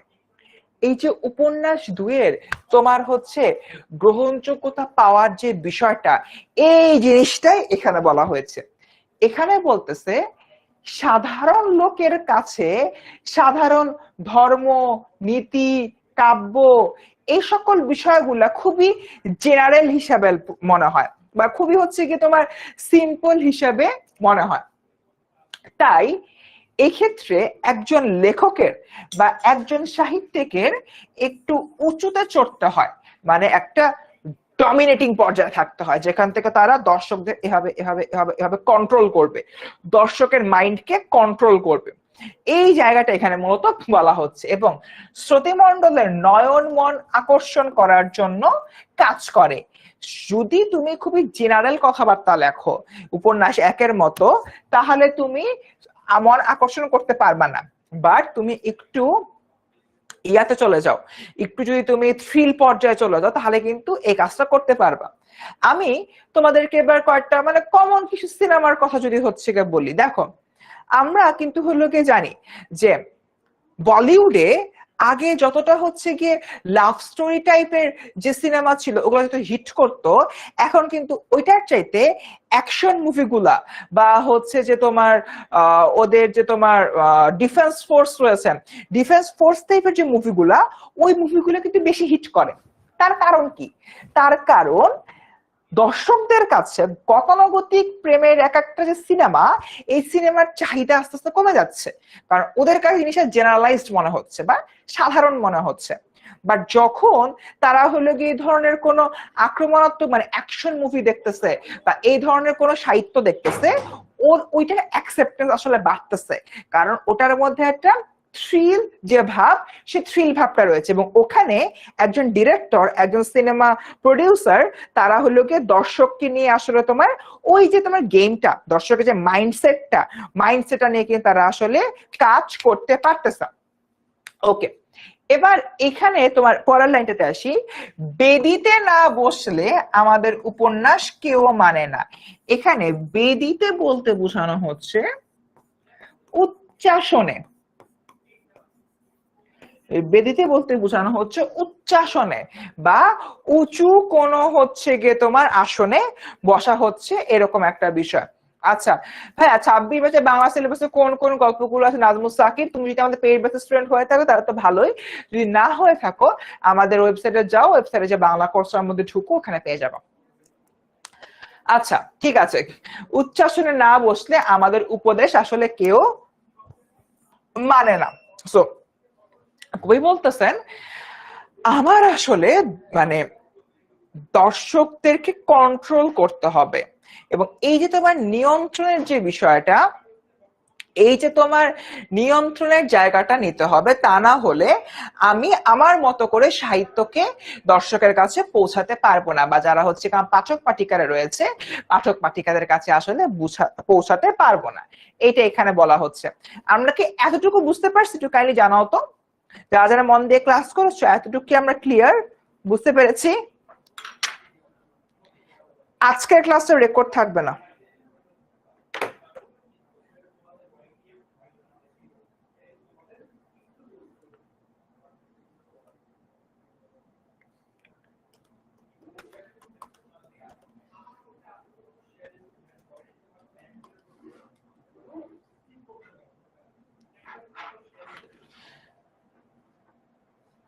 ওকে, ডান। এতটুকু কি আমরা বুঝতে পেরেছি? একটু কাইন্ডলি জানাও। তোমাদেরকে একটা পোল দিয়েছি, যারা এতটুকু বুঝতে পেরেছো ইয়েস দাও, যারা বুঝতে পারোনি তারা নো দাও। একটা তোমাদেরকে পোল দিয়েছি, দেখো।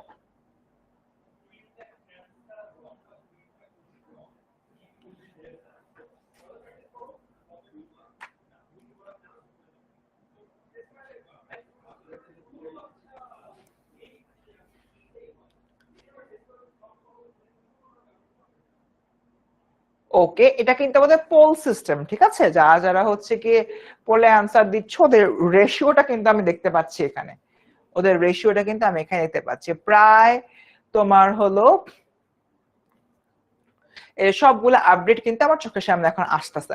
তোমরা যারা হচ্ছে পোলে বসে ইয়েস বুঝতে পেরেছো, অলমোস্ট তোমার হচ্ছে কি 91% স্টুডেন্ট বুঝতে পারছো, তোমার 9% স্টুডেন্টের হচ্ছে একটু ঝামেলা হচ্ছে। ওকে, এই যে 90+ স্টুডেন্ট, আই থিঙ্ক একটা বাঞ্চ অ্যামাউন্টের মানুষ কিন্তু বুঝতে পারতেছো। শ্রুতি মন্ডলী মানে যারা হলো কি শুনে, যারা হচ্ছে তোমার কথা শুনে কাজ করতেছে, বা তুমি একটা প্রোগ্রাম করতেছো, সেই প্রোগ্রামে সবকিছু শুনতেছে, এমন একটা অবস্থা। ওকে, আগাই তারা সামনের দিকে। রঙ্গমঞ্চে না চড়লে অভিনয় কেউ দেখে না, আর কাষ্ঠমঞ্চে না দাঁড়ালে আমাদের বক্তৃতা কেউ শোনে না। এখান থেকে তোমার সাহিত্যের যে নেগেটিভ সাইডটা, সেই নেগেটিভ সাইডটা নিয়ে আসলে কথাবার্তা বলা হয়। বর্তমান প্রেক্ষাপটে আমরা এতক্ষণ সাহিত্যের মোটামুটি পজিটিভ জিনিসটা বলছি, যে আমরা সাহিত্য যে শিল্প রয়েছে, শিল্প আমাকে অনেক হেল্প করে, শিল্পীরা অনেক ধরনের খেলা দেখায়, অনেক ধরনের গিমিক দেখায়, এগুলা দেখে হচ্ছে গিয়ে আমরা দর্শকরা খুবই খুশি হই, তোমার জেনারেল শিল্প পছন্দ করি না, আমরা একটু অন্যরকম শিল্প পছন্দ করি। গেল সাহিত্যের মোটামুটি ভালো ভালো দিকগুলা গেল। এবার নেগেটিভ দিকগুলা, একজন লেখক বা একজন সাহিত্যিক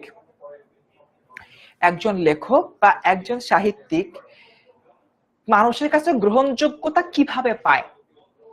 না, পাঠকদের মন জয় করে। হুমায়ুন আহমেদ কিভাবে মানুষের কাছে গ্রহণযোগ্যতা পেয়েছে? কারণ পাঠকদের যার ডিমান্ড ছিল, ওই ডিমান্ড অনুযায়ী তিনি লিখেছেন। হিমু ক্যারেক্টারকে তিনি ওভাবে গ্রো করেছেন, বা মিসির আলীর যে পাঠক, মিসির আলীর যে ফ্যান বেস, সেই মিসির আলীকে তিনি ওভাবেই গ্রো করেছেন যে পাঠক যেভাবে দেখতে চায়। প্রমোদ চৌধুরী এই জায়গাটায় যেটি কিন্তু বসিয়েছেন। প্রমোদ চৌধুরী বলতেছেন আপনি যদি হচ্ছে পাঠক কি চায় সেটাকে মাথায় রেখে লেখেন, তাহলে লেখক হিসাবে আপনি আসলে আপনার সৃজনশীলতাটাকে একটা খাপে বসায় দেন। আপনি কিন্তু চারদিকে আসলে ওভাবে চিন্তা করেন না। দেখো, ফর অ্যান এক্সাম্পল, পাঠক চায় ডিসুম ডিসুম ডিস্টিং ডিস্টিং এই ধরনের মানে মারামারি টাইপের কোন একটা গদ্য বা প্রবন্ধ। তো আমি লেখক, আমি ভাবতেছি আচ্ছা ঠিক আছে, এই মারামারি টাইপের প্রবন্ধ লিখলে আমি হচ্ছে প্রচুর টাকা কামাবো। সো মারামারি মারামারি মারামারি মারামারি মারামারি, পয়সা পয়সা পয়সা পয়সা, মানে মারামারির একটা প্রবন্ধ লিখলে প্রচুর টাকা পয়সা ইনকাম করলাম। এটা এক ধরনের। আরেকটা বিষয় হচ্ছে আমি লেখক, আমার মাথা ক্লিয়ার, আমি হচ্ছে কি তোমার জানি না আমার পাঠকের ডিমান্ড কি। পাঠকের ডিমান্ডটা না চিন্তা করে আমি একটা প্রবন্ধ লিখলাম, গল্প লিখলাম, ওটার মধ্যে তোমার যুদ্ধ আছে, ওটার মধ্যে মারামারি আছে, ওটার মধ্যে হচ্ছে হাসি ঠাট্টা আছে, কমেডি আছে, দুঃখ আছে, আনন্দ আছে, ফ্যামিলি একটা ভাইব আছে, সবকিছুই আছে। তোমরা একটু বলো তো সাহিত্যের উদ্দেশ্য কোন গল্পটাতে সাজানো হয়েছে? গল্প একে, যেখানে আমি পাঠকের ডিমান্ডের কথা চিন্তা করে কিভাবে তোমার বেশি বই সেল করতে পারবো সেটার কথা চিন্তা করে হলো গিয়ে বই লিখছি, ওটার মধ্যে আছে সাহিত্যের মানে উদ্দেশ্য সাধন হচ্ছে, এই গল্প দুয়ে যেখানে লেখক হিসাবে আমি ফ্রেশ মাইন্ডে পার্সিয়ালিটি ছাড়া একটা প্রবন্ধ লিখেছি, একটা গল্প লিখেছি, গল্প একা সমস্যা নাকি গল্প দুয়ে সমস্যা? একটু বলো তো। স্বপন রায় বলছে ভাইয়া গল্পটা বেশি হয়ে যাচ্ছেন। দেখো স্বপন রায়, শিক্ষক হিসেবে আমি জানি যে কোন পার্টটা পড়াতে কিভাবে তোমাদের প্রেজেন্ট করা লাগবে, কারণ তুমি হয়তো খুব দ্রুত বুঝতে পারতেছো, তোমার কাছে জিনিসটা বেশি লাগতেছে, বাট তোমারই আরেকটা ফ্রেন্ড বুঝতেছে না, ওকে জিনিসটা আমার এভাবেই বুঝাতে হবে। আচ্ছা, সাদা বলতেছে 2 নাম্বার বিষয়টা, হ্যাঁ এক্স্যাক্টলি এইটাই এখানে বলতেছে। দেখো, রঙ্গমঞ্চে না চললে আমাদেরকে অভিনয় দেখে না, মানে পাঠকদের ডিমান্ড বুঝে যদি আমি কোনো বই না লিখি তাহলে আমার বই বিক্রি হবে না। কাষ্ঠমঞ্চে না দাঁড়ালে কেউ আমাদের বক্তৃতা শোনে না। অনেকে জিজ্ঞেস কাষ্ঠমঞ্চ কি, মানে হচ্ছে কি তোমার পোডিয়াম, অর্থাৎ কাঠের একটা মঞ্চ যেখানে মাইক টেকতে হবে, হ্যালো হ্যালো 1 2 3 4। কাঠের, তুমি নর্মালি রাস্তার মধ্যে দাঁড়ায় কথাবার্তা বলো, কেউ তোমার কথা শুনবে না। জাস্ট ওখানে একটা কাঠের টুকরানো দাঁড়াও, একটা মাইক নিয়ে কথা বলো, সবাই 2 মিনিট হলে তোমার দিকে তাকাবে, ঠিক আছে? এটাই হলো মূলত কাষ্ঠ মঞ্চ। তো দেখি, কাষ্ঠ মঞ্চে না দাঁড়ালে কেউ তোমার বক্তৃতা বা কেউ তোমার কথাবার্তা আসলে শুনবে না। অর্থাৎ তুমি যদি হলো মানুষের মনোযোগ আকর্ষণ না করতে পারো তাহলে কেউই তোমার কথা শুনবে না। আর লেখকরা মানুষের মনোযোগ আকর্ষণ করে সাহিত্য লিখতে যেয়ে ধরা খায়, তারা তখন কি করে, সাহিত্যের যে মানটাকে ধ্বংস করে ফেলে। ঠিক আছে, ডান। আচ্ছা সরি। সুতরাং জনসাধারণের চোখের সম্মুখে থাকবার লোভে আমরা অগত্যা 24 ঘন্টা টঙে চড়ে থাকতে চাই। টঙে মানে উপরে চড়ে থাকতে চাই, যাতে করে সবাইকে কন্ট্রোল করতে পারি, টং টং টং টং টং টং এভাবে কন্ট্রোল করতে পারি। এবার দেখি, অনেকের পক্ষে নিজেদের আয়ত্তের বহির্ভূত উচ্চস্থানে ওঠার চেষ্টাটাই মহাপতনের হয়। যে অনেকেই যে কাজটা করে শুধুমাত্র হলো গিয়ে পাঠকের কথা চিন্তা করে বই লেখে, খুব কয়েকটা বেস্ট সেলার বই হয়, বাট এরপরে যখন ফ্লপ হয় পুরাটাই হচ্ছে কি ফ্লপ। That's it. ওকে, ডান, আগাই সামনের দিকে। এরপর দেখি, এইসব কথা বলবার অর্থ এই যে কষ্ট হলেও আমাদের পক্ষে অবশ্যই মহাজনদের পথ অনুসরণ করা কর্তব্য। অর্থাৎ মহাজনদের পথ মানে মানে আগেরকার দিনে যে সাহিত্যিকরা রয়েছেন, হ্যাঁ প্রমি কুইজ দিব, আগেরকার দিনে যে সাহিত্যিকরা রয়েছে সেই সাহিত্যিকরা কোন পথ অনুসরণ করত, সে সাহিত্যিকরা কিভাবে কাজ করত, কিভাবে তারা হলো সাহিত্য রচনা হলো গিয়ে করতো, এই বিষয়টা নিয়ে আমাদের চিন্তা করতে হবে। তারা কি শরৎচন্দ্র বা হচ্ছে বঙ্কিমচন্দ্র, তারা কি পাঠকের কথা চিন্তা করে ওই স্টাইলে লিখছে নাকি নিজের মতো করে লিখছে? দেখো, বঙ্কিমচন্দ্র যে সকল উপন্যাসগুলো রয়েছে, যেরকম দুর্গেশ নন্দিনী, আমাদের পক্ষে বোঝা অনেক টাফ। এখন বঙ্কিমচন্দ্র যদি ভাবতো আমার এই বইটা 100 বছর পরও বিক্রি করতে হবে, তখন টাকা কামাতে হবে, আমি খুব সহজ সরল ভাষায় লিখি, তাহলে কিন্তু দুর্গেশ নন্দিনীর প্রথম সার্থক উপন্যাস হইতো না আমাদের। তাই না? বাট তাও দুর্গেশ নন্দিনী এখনো কিন্তু হিট, এখনো কিন্তু আমরা পড়ি। কিন্তু বঙ্কিমচন্দ্র তার যে আদর্শ থেকে বের হয়ে আসে নাই। মূলত এই পুরোটা জায়গায় এটাই বলা হচ্ছে যে সাহিত্যকে আসলে তুমি কখনো মিসইউজ করতে পারবা না। সাহিত্যের যে মূল উদ্দেশ্য রয়েছে সেই উদ্দেশ্য থেকে আসলে তুমি কখনো সরে আসতে পারবা না। That's it. আগাই সামনের দিকে। আচ্ছা, গেল। এরপর দেখি, কিন্তু ডাইনে বায়ে ছোটখাটো গলি ঘুচিতে খেলার ছলে প্রবেশ করার যে অধিকার তাদের আছে, সে অধিকারে আমরা কেন বঞ্চিত হব? গান করতে গেলে যে সুর তারায় চড়িয়ে রাখতে হবে, কবিতা লিখতে গেলে যে মনের শুধু গভীর ও প্রখর ভাব প্রকাশ করতে হবে, এমন কোনো নিয়ম থাকা উচিত নয়। এখানে কই বলতেছেন যে গলি ঘুচিতে মানে আমরা বলি না গলি ঘুপছি, চিপা চাপা যে গলি রয়েছে ওই চিপা চিপা গলি। বহির্ভূত অর্থ মানে কোনো কিছু বাদে কিছু চিন্তা করতেছি, সেটা হচ্ছে আমার মূলত বহির্ভূত অর্থ। ঠিক আছে, ডান। আচ্ছা, গান করতে গেলে যে সুর তারায় চড়িয়ে রাখতে হবে, কবিতা লিখতে হলে যে মনে শুধু গভীর প্রখর ভাব প্রকাশ করতে হবে, এমন কোন নিয়ম থাকা উচিত না। এই জিনিসটা এখানে মূলত বলা হচ্ছে। আচ্ছা, এটার মানে কি? এটার মানে হচ্ছে যে সাহিত্যের জন্য আমরা আসলে যে কোনো জায়গায় যেতে পারবো। সাহিত্য রচনার জন্য আমরা যে কোনো বিষয় নিয়ে যে কোনো টপিক নিয়ে সাহিত্য রচনা করব। সাহিত্য একটা নির্দিষ্ট টপিকের উপরে আজীবন সবাই রচনা করে যাবে, এই জিনিসটা আসলে ঠিক না। এটা এখানে বলা হচ্ছে। আচ্ছা, সো আগাই সামনের দিকে। সো মোটামুটি এখানে কিন্তু আরো অনেকগুলা রয়েছে। আমি যদি হচ্ছে কি একটু নিচের দিকে হলো গিয়ে যাই। আচ্ছা, এতক্ষণ হলো গিয়ে যা দেখো অনেক বড়, কিন্তু সো অ্যাপারেন্টলি এত বড় একটা প্রবন্ধ কিন্তু আমাদের এক ক্লাসের মধ্যে পড়ানো সম্ভব না। সো মোটামুটি আমরা প্রবন্ধের প্রায় 50% কিন্তু পড়াইছি। যে 50% হচ্ছে গিয়ে আমি প্রবন্ধ হলো গিয়ে পড়াইলাম, এইচএসসি 25 সিলেবাসে নাই। হ্যাঁ, এটা এইচএসসি 25 ক্লাসও না, এটা এইচএসসি 26 ক্লাস। তুমি এখানে এসে তোমার সিলেবাস পড়া কেন খুঁজছো বাবা? এটা এইচএসসি 26 ব্যাচের ক্লাস।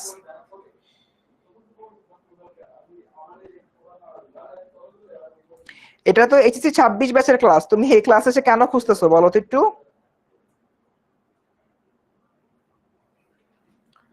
ওকে, ডান। না না, আজকে ফুল প্রবন্ধ পড়াবো না। প্রবন্ধ আমি যা পড়ানোর অলরেডি পড়িয়ে ফেলেছি। তো আমি এটাই এখন তোমাদের কাছে হলো কি বলতাম, আজকের যে ক্লাসটা রয়েছে, আজকের ক্লাসে আমি এতক্ষণ যা পড়ালাম, এখন আমি তোমাদের কিছু এমসিকিউ দিব না? এমসিকিউ গুলো সলভ করতে হবে না? টাইম লাগবে তো একটু।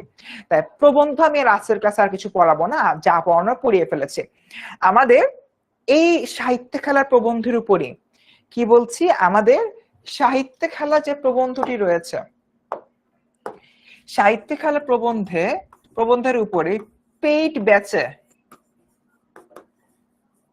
ব্যাচে সোমবার, অর্থাৎ আছে কয় তারিখ? 27 না?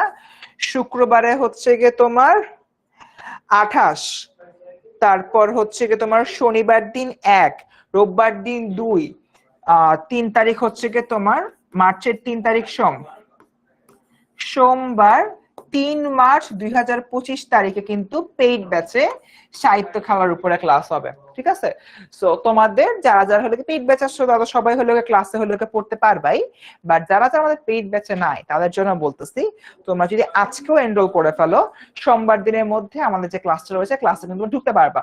সো অ্যাপারেন্টলি তোমাদের জন্য কিন্তু অনেক উপকার হবে। ঠিক আছে, এন্ড ওই ক্লাসের মাধ্যমে কিন্তু তোমরা ফুল জিনিসটা শিখে ফেলতে পারবা। সোমবার, বুধবার 3 তারিখ এবং হলো 5 তারিখ 2 দিন তোমাদের এই টপিকের উপরে ক্লাস হবে। এবার আজকের ক্লাসে এতক্ষণ ধরে তোমাদেরকে যা পড়ালাম সেটা যদি একটু তোমাদেরকে বুঝায় 26 ব্যাচ, সেটা হলো সাহিত্যের দুটো বিষয় নিয়ে কথাবার্তা বলা হয়েছে, যে সাহিত্য অনেক ভালো একটা জিনিস, অনেক বড় একটা জিনিস, এবং সাহিত্য নিয়ে সাহিত্যিকদের খেলাধুলা করার বা একটা গেম খেলার বা গিমিক দেখানোর, মজা দেখানোর অনেক জায়গা রয়েছে।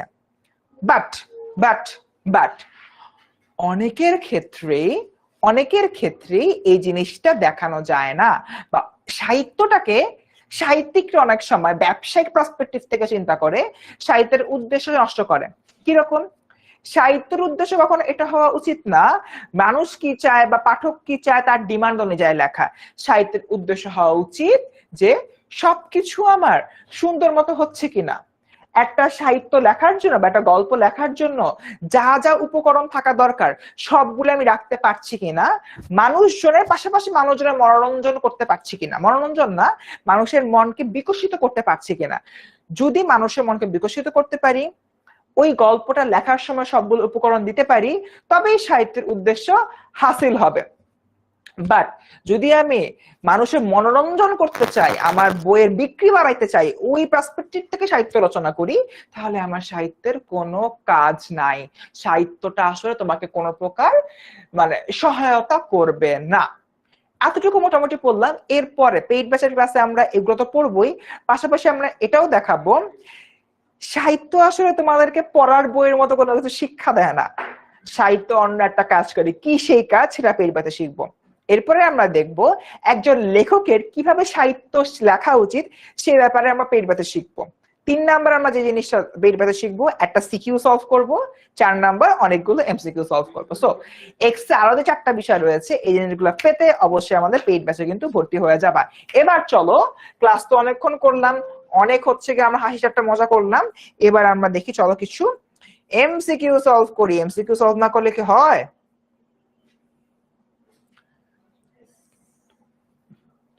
ঠিক আছে, এবার চলো আমরা কিছু এমসিকিউ সলভ করি। আমি স্ক্রিন থেকে সরে যাই, তোমাদেরকে এমসিকিউ গুলা পোলের মাধ্যমে দিই।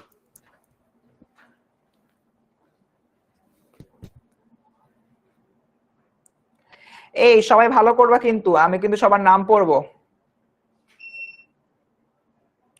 আমাদের প্রথম পোলটা ফায়ার করে দিয়েছি। কোর্সে এনরোল হয় কিভাবে জিজ্ঞাসা করছে আরিশা নূর। আরিশা একটু ওয়েট করো, আমাদের এগুলো দেখিয়ে আমি তোমাদেরকে কিন্তু কোর্সে এনরোল হওয়ার প্রসেসটা দেখিয়ে দিব।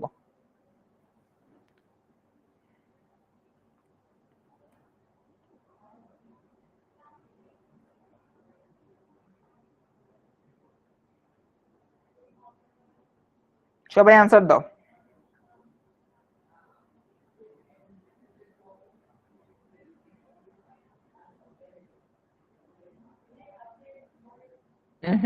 এই তো ভুল করেছো, ভুল করেছো। শিক্ষা দেওয়া কিভাবে বললা তোমরা, এটাই তো বুঝলাম না। অ্যান্সার দাও সবাই দ্রুত।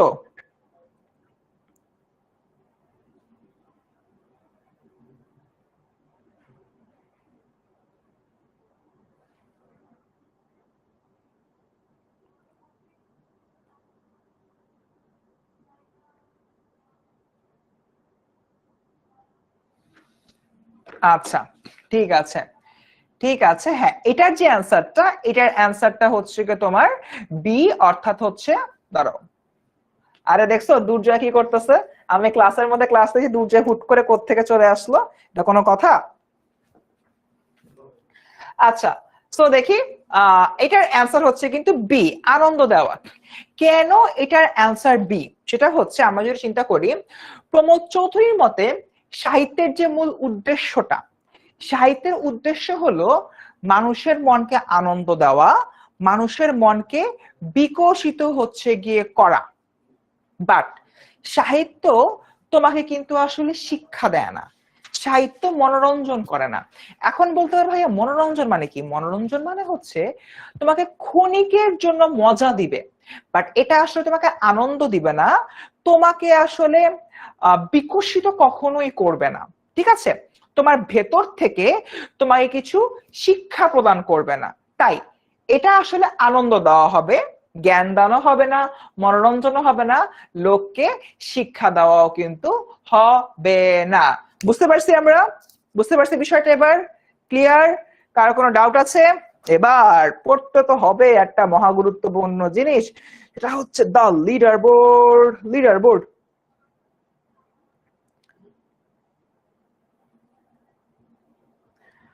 আচ্ছা, এখানে হচ্ছে গিয়ে তোমার লিডার বোর্ডটা দেখা যাচ্ছে না। এই তো চলে আসছে লিডার বোর্ড। কেন লিডার বোর্ড দেখা যাবে না তাই না বলো? ওকে, 10ম স্থান অর্জন করেছেন নাসরিন আক্তার, 0.91 সেকেন্ড আনসার দিয়েছে। এরপর দেখতে পাচ্ছি 9ম স্থান অর্জন করেছে মিতু, 8ম স্থান অর্জন করেছে রাহাত, 7ম স্থান অর্জন করেছে সিনা, 6ম স্থান অর্জন করেছে স্নাতা। আরে পঞ্চম উম্মে হাফসা, আমাদের দুজন পেইড ব্যাচ স্টুডেন্ট। ফোর্থ হয়েছে সীমান্ত সরকার। থার্ড হয়েছে নওশিন তাবাসসুম। সেকেন্ড হয়েছে হাদিসা এন্ড প্রথম স্থান অর্জন করেছো Emon. Very good, very good, very good. Congratulations guys. এবার চলে যায় আমাদের পরবর্তী প্রশ্ন। পরবর্তী প্রশ্নটা কিসের উপরে হতে পারে জানিয়ে দাও এখন। কোনটি প্রমোদ চৌধুরীর রচনা? কোনটি প্রমোদ চৌধুরীর রচনা?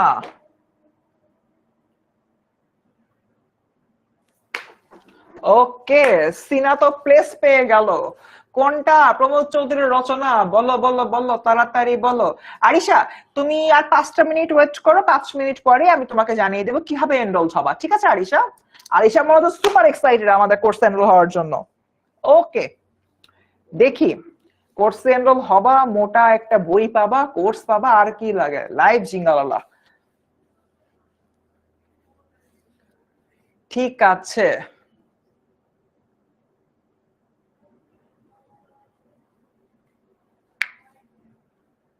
ওরে বাবা, সবাই দেখি ঠিক অ্যান্সার দিচ্ছ, ঘটনাটা কি বলতো?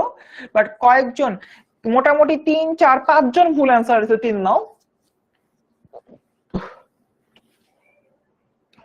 ঠিক আছে, ঠিক আছে, সো দেখি।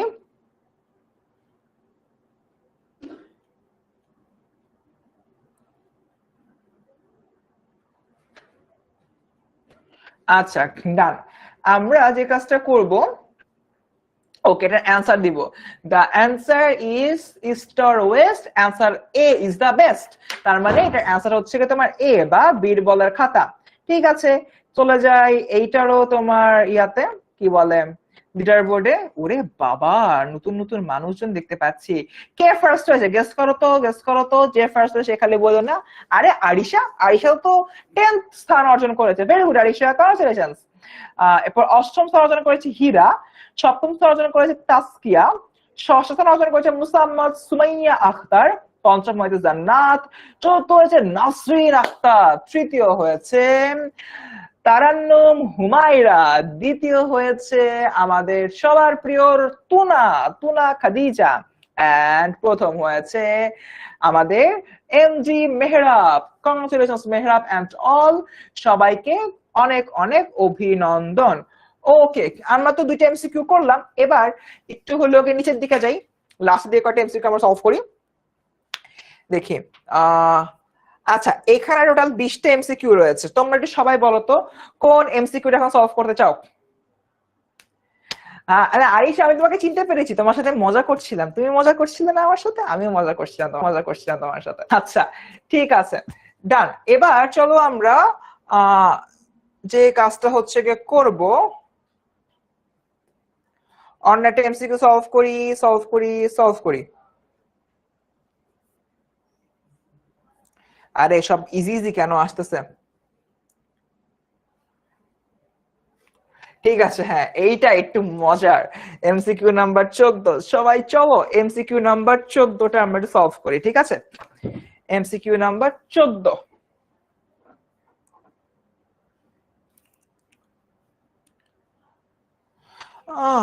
এমসিকিউ নাম্বার 14,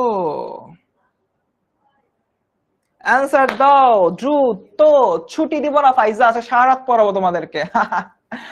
আচ্ছা, ঠিক আছে। জীবন, তোমার নাম বললাম, জীবন, জীবন, জীবন, তোমার নাম দুইবার কেন? দুইবার বলতে হবে? আচ্ছা, ছিলাম 24, হইলাম 32, আহারে। আর রাহাত, আমি আপনার স্টুডেন্ট না, তাহলে স্টুডেন্ট হয়ে যাও, কোর্সে ভর্তি হয়ে, তাহলে তো হয়ে যাবে স্টুডেন্ট আমার, তাই না? তেল নুন লাকড়ি, 4 ইয়ারি কথা, হবে অ্যান্সার কোনটা? তেল নুন লাকড়ি, 4 ইয়ারি কথা, হবে অ্যান্সার কোনটা?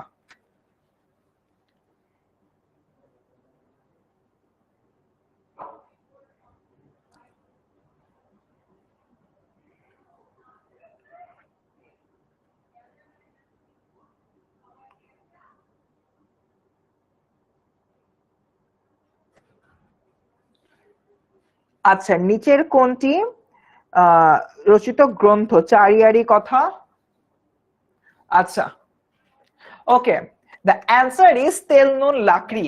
আপনাদের মনোযোগের যে অবস্থা খুবই খারাপ আছে, এটা একটু পড়ে তারপর তোমাদের ইয়াটা পড়াই, লিয়ার বোর্ডটা পড়ে, এবং এর মাথা মধ্যে ক্লাস শেষ হয়ে যাবে, ঠিক আছে? 4 ইয়ারের গল্প বলে কিছু নাই। ও সরি,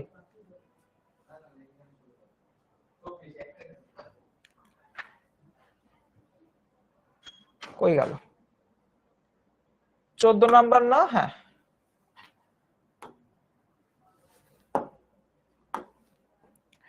এইটা 4 ইয়ারই কথা। আপনার তো 4 আর ইয়ার দেখেই দাগাই দিচ্ছেন না, 4 ইয়ারই কথা। হ্যাঁ, এভাবেই তো করেন ভুল, তারপরে আমাদের কাছে এসে কান্নাকাটি করেন। এই যে ইয়ার, এই যে রের আর গল্প, এগুলো ভুল আছে, দেখেছো? ভুলে টুলে একদম অবস্থা খারাপ। অহনা বলছে ভাই আপনার ক্লাস অনেক ভালো লাগছে। অহনা, তুই আমার পেইড বেসিস স্টুডেন্ট, তো খুব ভালো, না হয়ে থাকলাম ভালো ভালো ক্লাস করতে জয়েন হয়ে যা আজকেই। So great. আমরা এবার একটু দেখি এটার যে কুইজের যেই ফার্স্ট সেকেন্ড থার্ড, ওরে বাবা আরিশা তো ফাটিয়ে দিচ্ছে। ঠিক আছে, দশম স্থান অর্জন করেছে মিতু, নবম হয়েছে সামিয়া, অষ্টম হয়েছে হীরা, সপ্তম হয়েছে তাজকিয়া, ষষ্ঠ হয়েছে সিনা, পঞ্চম হয়েছে নাসরিন, চতুর্থ হয়েছে তাসমিনা তাসমিনা নিশিতা, তৃতীয় স্থান অর্জন করেছে আরিশা, দ্বিতীয় হয়েছে রাহাত, রাহাত যে বললো ও আমার স্টুডেন্ট না, এখন স্টুডেন্ট হয়ে যেতে পারো, এবং প্রথম হয়েছে ইফতেখার হোসাইন রিয়াদ। ঠিক আছে, ডান। সো এই যে বিষয়টা মোটামুটি হচ্ছে তোমাদেরকে কিন্তু সবকিছু হলে কাছে দেখিয়ে দিলাম, এবং এর মাধ্যমে আজকের যে ক্লাসটা, আজকের ক্লাসটা আমরা শেষ করব। বাট শেষ হয়েও হইল না শেষ, আমরা একটু দেখে আসি আমাদের এই কোর্সে অনেকেই ভর্তি আছো, যারা যারা ভর্তি নেই তারা কিভাবে ভর্তি হবা। খুবই সিম্পল, যে কোনো ওয়েবসাইটে যাবা, ওয়েবসাইটে যে হচ্ছে কি তুমি 10 দিয়ে হলো গিয়ে এমএস লিবা, মানে 10 এমএস দিয়ে হচ্ছে গিয়ে সার্চ দিবা, 10 ইমেজ দিয়ে সার্চ দিলে দেখবা প্রথমে একটা ওয়েবসাইট চলে আসে। এই যে ওয়েবসাইটটা, এই ওয়েবসাইটে হচ্ছে ঢুকে যাবা। ওয়েবসাইটে ঢুকে যাবার পরে দেখবা এই ধরনের একটা ইন্টারফেস বা একটা ল্যান্ডিং পেজ আসছে। এরপর দেখি এই ল্যান্ডিং পেজে আসার পরে এখানে ক্লাস 6 to 12 এখানে ক্লিক করার পর এইচএসসি পার্টটাতে ক্লিক করবা। এইচএসসি পার্টে ক্লিক করার পর আস্তে আস্তে নিচে নামবা। নিচে নামলে দেখবা যে 26 বাংলা এই কোর্সে ঢুকে যাবা। এই কোর্সে ঢুকে যাবার পরে তুমি একটু এদিকে যাবা, দেখবা যেখানে সবকিছু হলো গিয়ে রয়েছে। দেন আমাদের সপ্তাহে 2 দিন ক্লাস হয়, সোমবার এবং বুধবার বিকাল বেলা। ঠিক আছে, তো যে বাংলা ফার্স্ট পেপারের আন্ডারে সবগুলা কোর্স। একজন বলতেছিল না যে ভাইয়া বাংলা ফার্স্ট পেপারের সিলেবাসটা কি, যারা যারা হলো গিয়ে এটা বলেছো তারা কিন্তু এখানে গেলেই বাংলা ফার্স্ট পেপারের সব যে এন্টায়ার সিলেবাসটা, সব সিলেবাস কিন্তু এখান থেকে তোমরা দেখতে পারবা। ঠিক আছে, এরপরে হচ্ছে কি দেখি বাংলা সেকেন্ড পেপারের যে বিষয় সেগুলো রয়েছে। তোমাদেরকে একটা মজার জিনিস হলো কি দেখাই, সেটা হচ্ছে আমাদের যে এই কোর্সটা রয়েছে, এই কোর্সের মধ্যে কিন্তু আরেকটা জোস বিষয় আছে। সেই জোস বিষয়টা কি জানো? সেটা হচ্ছে বাংলা দাগানো বই। অর্থাৎ তোমার যে বাংলা দাগানো বই বলতে কি বুঝে সেটা আগে তোমাদেরকে বুঝে। সেটা হচ্ছে 28টা নোট দেওয়া। মূল যে বাংলা বইটা রয়েছে, বাংলা বইটাকে আমি অনেকগুলো কালার দিয়ে দাগিয়েছি, কোনটা জ্ঞানমূলকের জন্য ইম্পর্টেন্ট, কোনটা অনুধাবনমূলকের জন্য ইম্পর্টেন্ট, সবকিছু দাগিয়ে মোট 28টা নোট। মানে তোমাদের বাংলার প্রথম পত্রে গদ্য 12টা, পদ্য 12টা, মানে 12-12-24টা, আর লাল সালু একটা 25টা, সিরাজুদ্দৌলা একটা 26টা, টোটাল হচ্ছে 26টা। এবং এর পাশাপাশি আরো এক্সট্রা যা আছে, আরো এক্সট্রা হলো তোমার 2টা এখানে গাইডলাইন নোট আছে, সব মিলিয়ে 28টা নোট টোটাল। এই নোটটা দেখে তুমি কিন্তু বাংলা দাগানো বইটা পড়তে পারতেছো, যেটা তোমাকে সবকিছুতে অনেক বেশি হেল্প করবে।